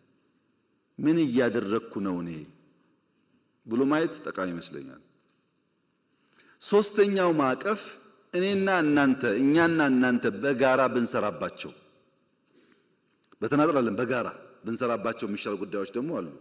ኃላፊነት መውሰድ አለብን። ለነገ ትውልድ ኢንቨስት ማድረግ አለብን። ተስማምተን የጋራ አሳይመንት ካልሆነ በቀር በአንድ ወገን የማይሰራ አንደኛው ምን አልኩኝ እንመልሳለን፣ እንፈትሻለን። ሁለተኛው ምን አልኩኝ ከሌሎች ተቋማት ጋር ክሮስ ሴክተራል ስለሆኑ እዚያ ውስጥ እናያለን። አሁን የማነሳቸውንስ በጋራ እንሰራበታለን። ያኔ መልሱ ሙሉ እየሆነ ይመጣል። አንደኛ ትምህርት ለትውልድ መቀጠል አለበት ብላችኋል። ትክክል ነው፣ መቀጠል አለበት። ግን የኔም የእናንተም ስራ ነው። የፕሮፌሰር ብርሃኑም የእናንተም ስራ ነው። ለምሳሌ ብሩ ተለመነ፣ የሆነ ሪሶርስ ተገኘ፣ መጨረሻ ግን የሚሰራው እዛው ያለ ወጣት ነው። ለዛ ወጣት ያንተን ድጋፍ እንፈልጋለን። ይሄ ትምህርት ቤት ለልጆቻችን ነው፣ ለኛ ነው የሚሰራው፣ ማገዝ አለብን ብለ ካላስተማርከው በቀር ብሩ እያለ ስራው አይሰራም ማለት ነው። ከተገነባስ በኋላ ትምህርት ቤት ሃይስኩል እዚህ ጅማ ላይ፣ ወለጋ ላይ፣ እዚህ ምዕራብ ደቡብ አካባቢ ላይ ሃይስኩል ገንብተን እንሰት መትከል፣ አቮካዶ መትከል፣ ቡና መትከል እንዴት ብርቅ ይሆናል? ዝናብ እንደው ዝም ብሎ የሚዘንበው ተማሪ እንዴት ነው በግቢ ውስጥ የማይተክለው? እንዴት ትምህርት ቤት ግቢ ውስጥ አቧራ ይታያል? ይሄን እናንተ ካላገዛችሁ ማን ያግዛል? ደግሞ ብዙዎቻችሁ እርግጠኛ ነኝ ስትማሩ አርብ ከሰዓት ግቢ ማጽዳት፣ የትምህርት ቤት ጓሮ መኮትኮት፣ የትምህርት ቤት ቡና መልቀም ስራችን ነበር አልነበረም? በቃ እሱን ማስቀጠል አለብን። ተማሪ መስራት አለበት። ያን ካልተለማመደ ሰው አይሆንም፣ ሙሉ ሰው አይሆንም። ይሄን ከናንተ ድጋፍ እንፈልጋለን። ምርታማነት አርሶ አደሩ ፕሮዳክቲቭ እንዲሆን ኢኒሼቲቮች ሲመጡ ከዚህ ይሁነኝ ብላችሁ በየከባቢያችሁ ማየት። ለምሳሌ አሁን ኮሪደር ብለን ቢሾፍቱ፣ አዳማ፣ ሻሸመኔ፣ ጅማ፣ ነቀምት ወደ ምስራቅ ያለው እንኳን ትቼ እነዚህ ሁሉ ከተሞች ይገነባል ኮሪደር። ቢሾፍቱ ላይ ከዚህ ከአዲስ አበባ መውጫ ከአቃቂ እስከ ሞጆ ያለው 26 ኪሎ ሜትር መንገድ ኦሮሚያ የሚገነባው። የኦሮሚያ ከተማ በሙሉ ቢሾፍቱ ብቻ ቢሆን ኖሮ፣ ጅማ ቢቀር፣ ነቀምቴ ቢቀር፣ ምናምን ቢቀር ኖሮ አዲስ አበባ ያየሽውን 100% ታይ ነበር እዛ። ኦሮሚያ ግን ትልቅ ነው። ብሩ ግን ውስን ነው። በዚያች ውስን ሀብት ልክ እንደ አዲስ አበባ አንድ ቦታ የሚታይ ጉዳይ ማድረግ አይችልም። ይሄን እናንተ አንደርስታንድ ማድረግ አለባችሁ። ኮሪደር ከተማ ላይ ግን ቢያንስ በትንሹ እኔ እንኳን በቅርበት እመራቸው ጅጅጋ፣ ሐረር፣ ድሬዳዋ 3 ትላልቆች አሉ። በምስራቅ ጅማ፣ ነቀምት አለ፣ ቢሾፍቱ፣ ሮቤ አለ፣ ሐዋሳ፣ አርባ ምንጭ፣ ሶዶ፣ በቅርቡ ደግሞ ያየሁት ማዕከላዊ ክልል ውስጥ ያሉ 3-4 ከተማዎች በተለይ ደግሞ የሀዲያ ዋና ከተማ አሉ እንቅስቃሴዎች። መጠናቸው ግን እንደ አዲስ አበባ መሆን አይችልም። ብሩ ትንሽ ስለሆነ እዛ የሚዋጣው ብር ውስን ነው፣ የሚሰጠው ብር ውስን ነው። ልክ እንደ አዲስ አበባ ማድረግ አይቻልም። ወደ ዋና ጉዳይ ስመጣ በቅርቡ በሃላባ፣ ከምባታ፣ ሀዲያና ስልጤ የገጠር ኮሪደር ብለን ጀምረናል። እነዚህ ስራዎች 4-5 አርሶ አደር ሶላር ሲስተም ያለው፣ ሽንት ቤት ያለው፣ ሳሎን መኝታ ቤት ያለው፣ የከብቶች ቤት ያለው፣ መጠነኛ ጓሮ እርሻ ያለው ሞዴል ለመስራት ነው። በእኛ አቅም 4 ጀመር። እዛ አካባቢ ያላችሁ ሰዎች ፎሎ አድርጋችሁ ደግፉ፣ እንዲባዛም አድርጉ። ያ ነገር መንግስት አክሮስ ዘ ካንትሪ ቤት ሊገነባ አይችልም። ታውቃላችሁ። ማሳያ ስራ ነው የሚሰራው።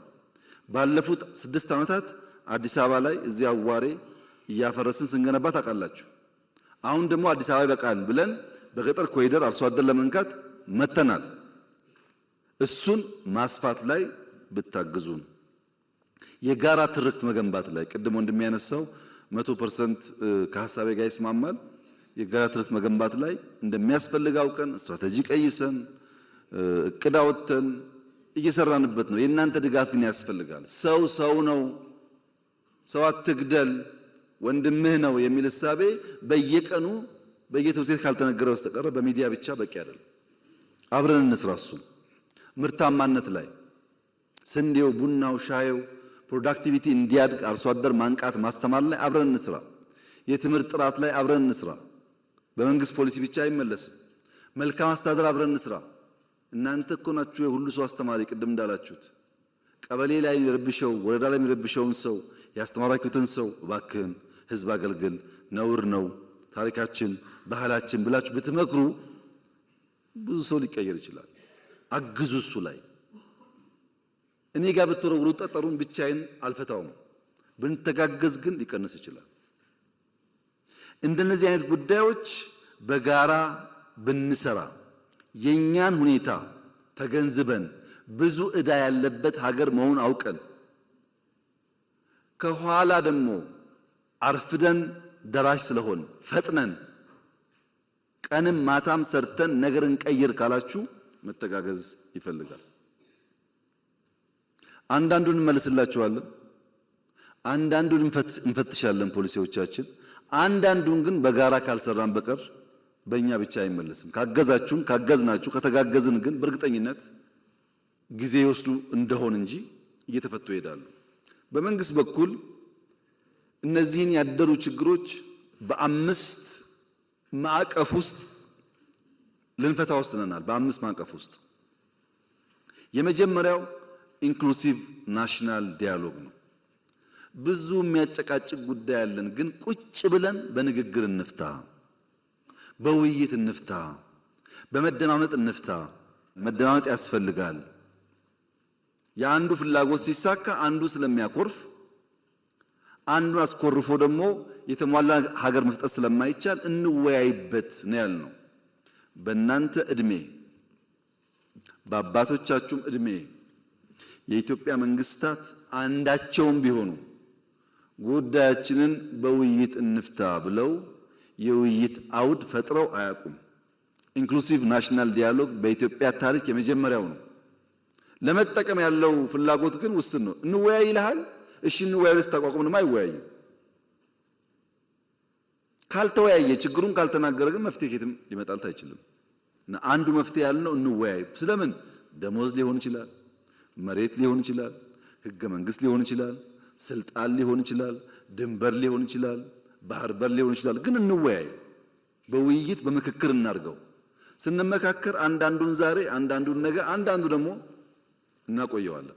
ካልተመካከርን ቅደም ተከተል ይጠፋል። አንዱ ማዕቀፍ ውይይት ነው። እሱ ላይ እናንተም ሚናችሁን መጫወት አለባችሁ። ሁለተኛው ማዕቀፍ የሽግግር ፍትህ ነው። ተበድያለሁ፣ ተገድያለሁ፣ ተቀምቻለሁ፣ ተጎድቻለሁ ብዙ ሮሮ ስላለ አላየንም አልሰማንም ብለን ከምንዘጋ የሽግግር ፍትህ ብናበጅ በየጊዜው የተጎዱ ሰዎች ካሉ በይቅርታም በሽግግር ፍትህም ቢታይላቸው ለአንዴና ለመጨረሻ ጊዜ የትናንትናው ታሪክ ፋይል ዘግተን መማሪያ ብቻ አድርገን ወደፊት ለመንደርደር ያግዘናል እና የሽግግር ፍትህ እናበጅ። እንወያይ ብቻ አይደለም፣ ቁስል ባለበትም ፍትህ እናረጋግጥ። ሶስተኛው ማዕቀፍ በርካታ ሰዎች አኩርፈው ጫካ ገብተዋል። በኢትዮጵያ ሕገ መንግስት መሰረት በትጥቅ ለስልጣን መታገል ሕገ ወጥ ነው፣ አይፈቀድም። ሕገ ወጥ ነውና በሕግ ማስከበር ብቻ እንሂድ ካል ስለማያዋጣ ዲዲአር እናርግ። የታጠቁ ሰዎች በተሐድሶ ትጥቃቸውን ፈተው በሙያቸው ሰርተው ወደሚኖሩበት ስርዓት እንመልሳቸው። ከትግራይም ይሁን ከኦሮሚያ ከአማራም ይሁን ከቤኒሻንጉል ብለን ዲዲአር አበጀን። ኮሚሽን ተቋቋም ነው። ይሄ ኮሚሽን ስራው የታጠቁ ያኮረፉ ሰዎች አወያይቶ የሽግግር ፍትህ አረጋግጦ ወደ ቀያቸው መልሶ ሰላማዊ ህይወት እንዲኖሩ ማድረግ አለብን። አራተኛው ማዕቀፍ ይሄ ሁሉ ቢሰራ ኢኮኖሚክ ሪፎርም ካላደረግን ኢኮኖሚክ ስብራት እያለ ዘላቂ ሰላም ልናመጣ አንችልም። ሪፎርሙ ደግሞ እንደ ከዚህ ቀደሙ ግብርና መር ብንለው አያዋጣም። ብዝሃ ዘርፍ መሆን አለበት። ግብርናም፣ ኢንዱስትሪም፣ ማይኒንግም፣ ቱሪዝምም፣ አይሲቲም በሁሉም ዘርፍ ካልተንቀሳቀስን አንድ በአንድ አንደርስም ብለን ግብርና ላይ እንዳላችሁት እኮ ነው። የኢትዮጵያ ግብርና በኩታ ገጠም፣ በማዳበሪያ አቅርቦት ስፋት፣ በኢሪጌሽን በዓመት ሁለቴ በማምረት ገና ብዙ ስራ ይጠበቅብንም የሚጨበጥ የሚታይ ለውጥ መጥቷል። መካድ አይቻልም። በቡና በስንዴ በሩዝ መጥቷል። ገና ግን ብዙ ስራ ይጠበቅብናል። ጥያቄ የለውም እሱ። ያልታረሰ ቦታ ሰፊ አለን፣ ውሃ አለን። በስፋት በኩታ ገጠም በማሽነሪስ ምርታማነት ማሳደግ አለብን። ጅማሮ ግን ተስፋ ሰጪ ነው። በኢንዱስትሪም እንደዚሁ ነው። በቱሪዝም ትናንት እንዳያችሁት ነው። በጣም በርካታ ስራ ተሰርቷል። በአይሲቲም ተሞክሯል እንደዚሁ። ማይኒንግ ከዚህ ቀደም የተዘነጋ ሴክተር ነው። በዚህ ዓመት ለመጀመሪያ ጊዜ ላለፉት ብዙ አስርተ ዓመታት በኢትዮጵያ ውስጥ ነምበር 1 ኤክስፖርት ቡና ነው። ከቡና ቀጥሎ ያሉት ተደምረው ወደ ቡና አይጠጉም። ዘንድሮ ግን በኢትዮጵያ ኤክስፖርት አንደኛው ወርቅ ነው። ስለዚህ ማይኒንግ ያስፈልጋል ማለታችን ሰርቷል ማለት ነው።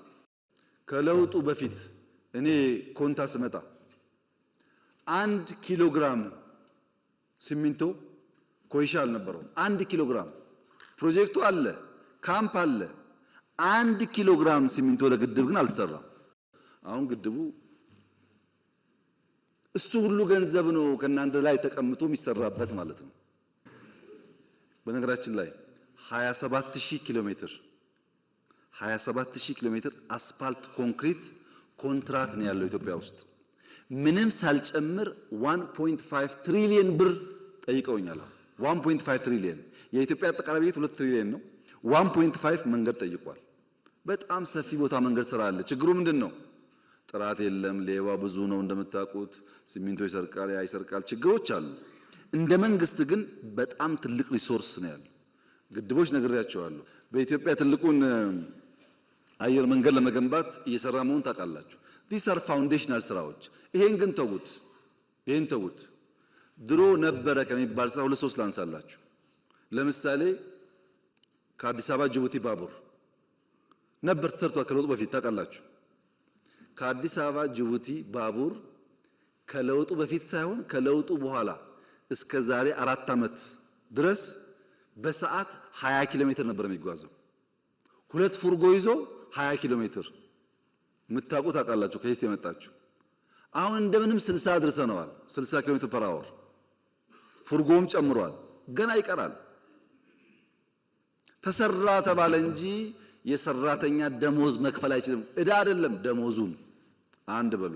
ስኳር ሌላውን ተውት። ወንጂ እዚህ ያለው ወንጂ ስኳር ፋብሪካ ለሰራተኛ ደሞዝ መክፈል አቅቶት ሰራተኛ ተፈትኖበት ነበር ትናንትና።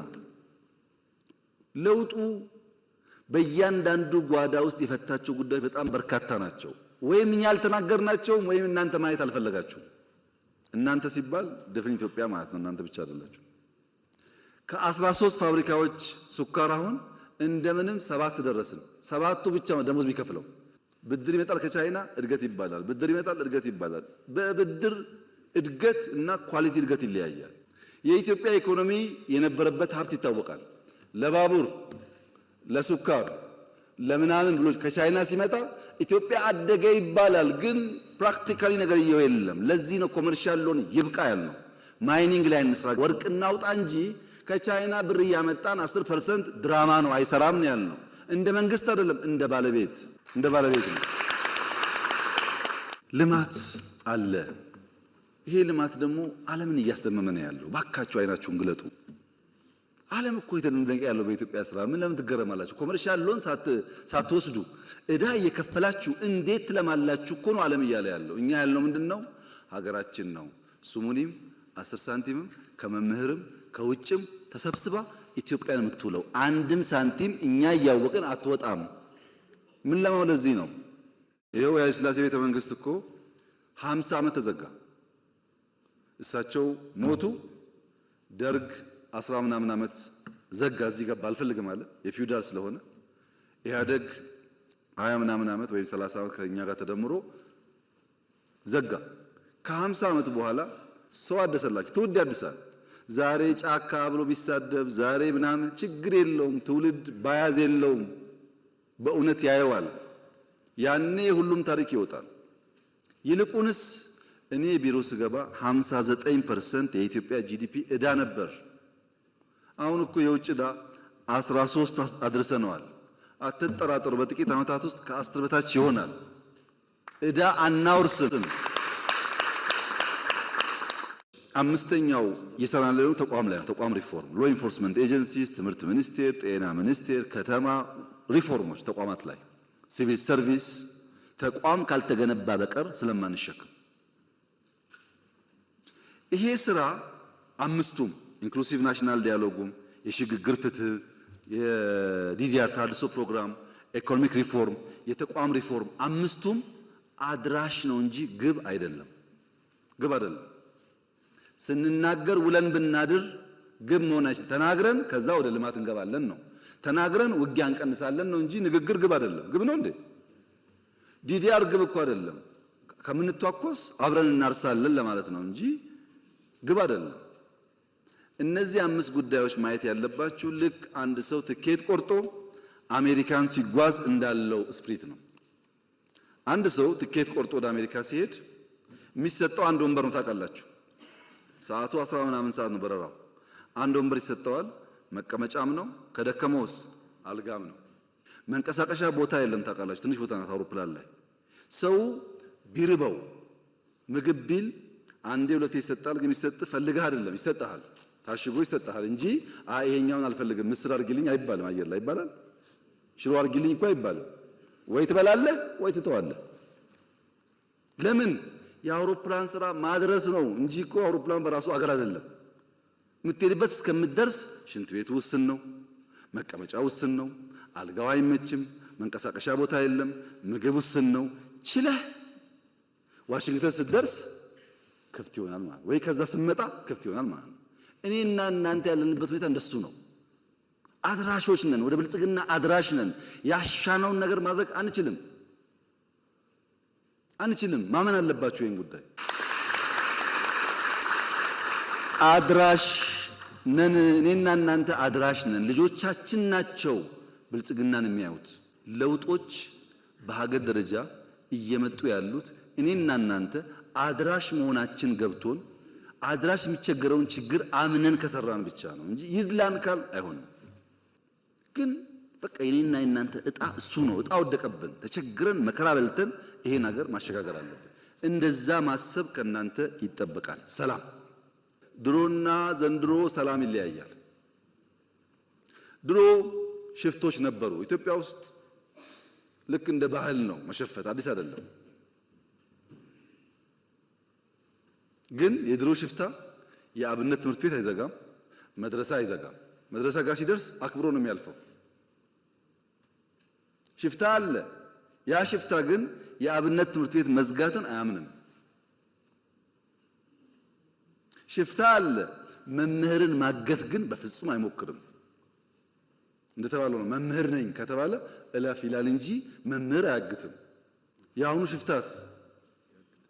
የአሁኑ ሽፍታ መምህር ማገት፣ ትምህርት መዝጋት፣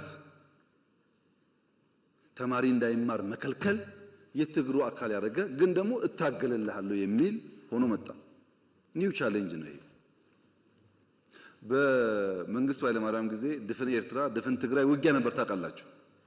ግን ወያኔም ይሁን ደርግ ትምህርት ቤት እንዝጋ አይሉ። ሃይማኖት ተቋማት ይከበራሉ፣ ትምህርት ቤት ይከበራል፣ ሽማግሌዎች ይከበራሉ፣ የሀገር ሽማግሌ ይከበራል። ይሄ ነበር ባህሉ። አሁን እንደዛ አይደለም።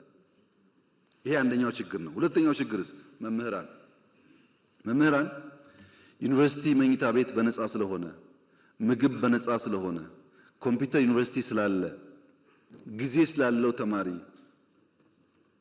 ያን የእውቀት ማድ የሚገኝበትን ሪዝኒንግ የሚያድግበትን ተቋም ጽንፈኝነት እንዲሰራፋበት፣ ውሸት እንዲስፋፋበት፣ ስድድብ እንዲበዛበት፣ እውቀት ሳይሆን ቅጥፈት እንዲፈበረክ አልፈቀድንም ወይ? አልፈቀድንም። በመንግስት ኢንተርኔት፣ በመንግስት ኮምፒውተር፣ በመንግስት ቢሮ ውስጥ ቅጥፈትና ውሸት እንዲሰለጥኑ አልፈቀድንም ወይ? we have to ask ourselves። ሁለተኛ መምህር የእውቀት አባት፣ የተከበረው፣ የተፈራው፣ የተወደደው ሽማግሌው፣ አስታራቂው የእውቀት አባትነቱን ጥሎ አልሸፈተም ወይ? አልሸፈተም መምህር። ስንቱን መምህር እኮ መልሰናል። በይቅርታ የሚያስተምሩ እኮ አሉ። ገብተው ወጥተው ሞክረው ሲያቅታቸው አሉ እኮ የተመለሱ የሉም። መምህር አይሸፍትም። መምህር ሽፍታን ክላሽ አስጥሎ ብዕር ያስይዛል እንጂ ብዕር ጥሎ ክላሽ አይዝም። እናንተም ተበላሻችሁ፣ ሽፍታውም ተበላሸ። የተበላሸ ሀገር መሆኑን ማመን ያስፈልጋል። የመጀመሪያው ይሄ ነው። እንዴት እንፍታው ነው አሁን ጥያቄው። እኛ ሶስት መንገድ ነው ያሰብነው። አንደኛው ሰላም ሚኒስቴር አቋቁመን አልነበረም ድሮ። ሰላም ያስፈልገናል፣ የሰላም ኮሚሽን ብለን በተቋም እንስራ የሰላምን ጉዳይ ብለን ከተቋሙ ባሻገርስ ቲፒኤልኤፍ ጋር ግጭት ሊጀመር ሲል እንደሚነገረው እኮ አይደለም። እኔ ያልሞቱ በህይወት ያሉ ሀብታሞች ሰብስቤ ትግራይ ሰብስቤ እባካችሁን እንዳንዋጋ፣ ትግራይ ውጊያ ይበቃታል፣ ሂዱና ለምኑ ልልኪያቸዋለሁ። ትግራይ ሸኔ አልሞቱም አሉ በህይወት ሽማግሌዎች፣ ሴትና ወንድ ወለጋ ድረስ ልከናል። ሽማግሌዎች ሸኔ አንበርክኳል አሉ በህይወት፣ ሂዱ ባካችሁ ለምኑ ብለን ልከናል። ፋኖ በቲቪ አይታችኋል። ሽማግሌዎች ልከን ቄስ ሳይቀር አንበርክኳል። ባካችሁ ይቅር፣ አይጠቅምም፣ ማሸነፍ አይቻልም በዛ መንገድ፣ ጊዜ የምናባክነው ይቅር ብለን ሞክረናል። የሚታወቅ ፋክት ነው። አይ ሙከራ ብቻ ነው ደግሞ እንዳይባል በሰላም የሚገቡ ካሉ እጃችን ዘግተን እንቀበል ብለን ለምሳሌ የሌላውን ጊዜ ተውትና ትናንትና ከጉጂ የዛ አካባቢ ኃላፊውና ወታደሮቹ ትናንት ሰጥተዋል እጃቸው በድርድር። ትናንትና በየቀኑ 70 80 ምናምን ይሰጣል ከሁሉም ክልል። ቤኒሻንጉል ገብተዋል፣ አፋር ገብተዋል፣ ከአማራ ብዙ ይገባሉ፣ ከኦሮሚያ ይገባሉ። ከ3 ወር በፊት ደግሞ ታውቃላችሁ እዚህ ሸዋ አካባቢ ምዕራብ ገብተዋል። ክፍት ነው። ገብተዋል ብቻ ነው እንዴ? አይደለም፣ ሹመኞች ናቸው። በኢትዮጵያ ታሪክ ተቃዋሚም ቢሆን ፋይዳ ካለው እውቀት ካለው ባሸንፍም አብሬ ልስራ ያለ መንግስት ነው። ከዚህ በላይ ማስተዋል ምን ከየት አመጣለሁ? አድርገናል እኮ እነ ሸኔ የገቡ በቅርቡ ከዚህ ከሸዋ አሁን እኮ ኦሮሚያ አመራር እኮ ናቸው። አሁንም የሚጠቅም ነገር ያለው ሰው ከመጣ እኛ ክፍት ነን።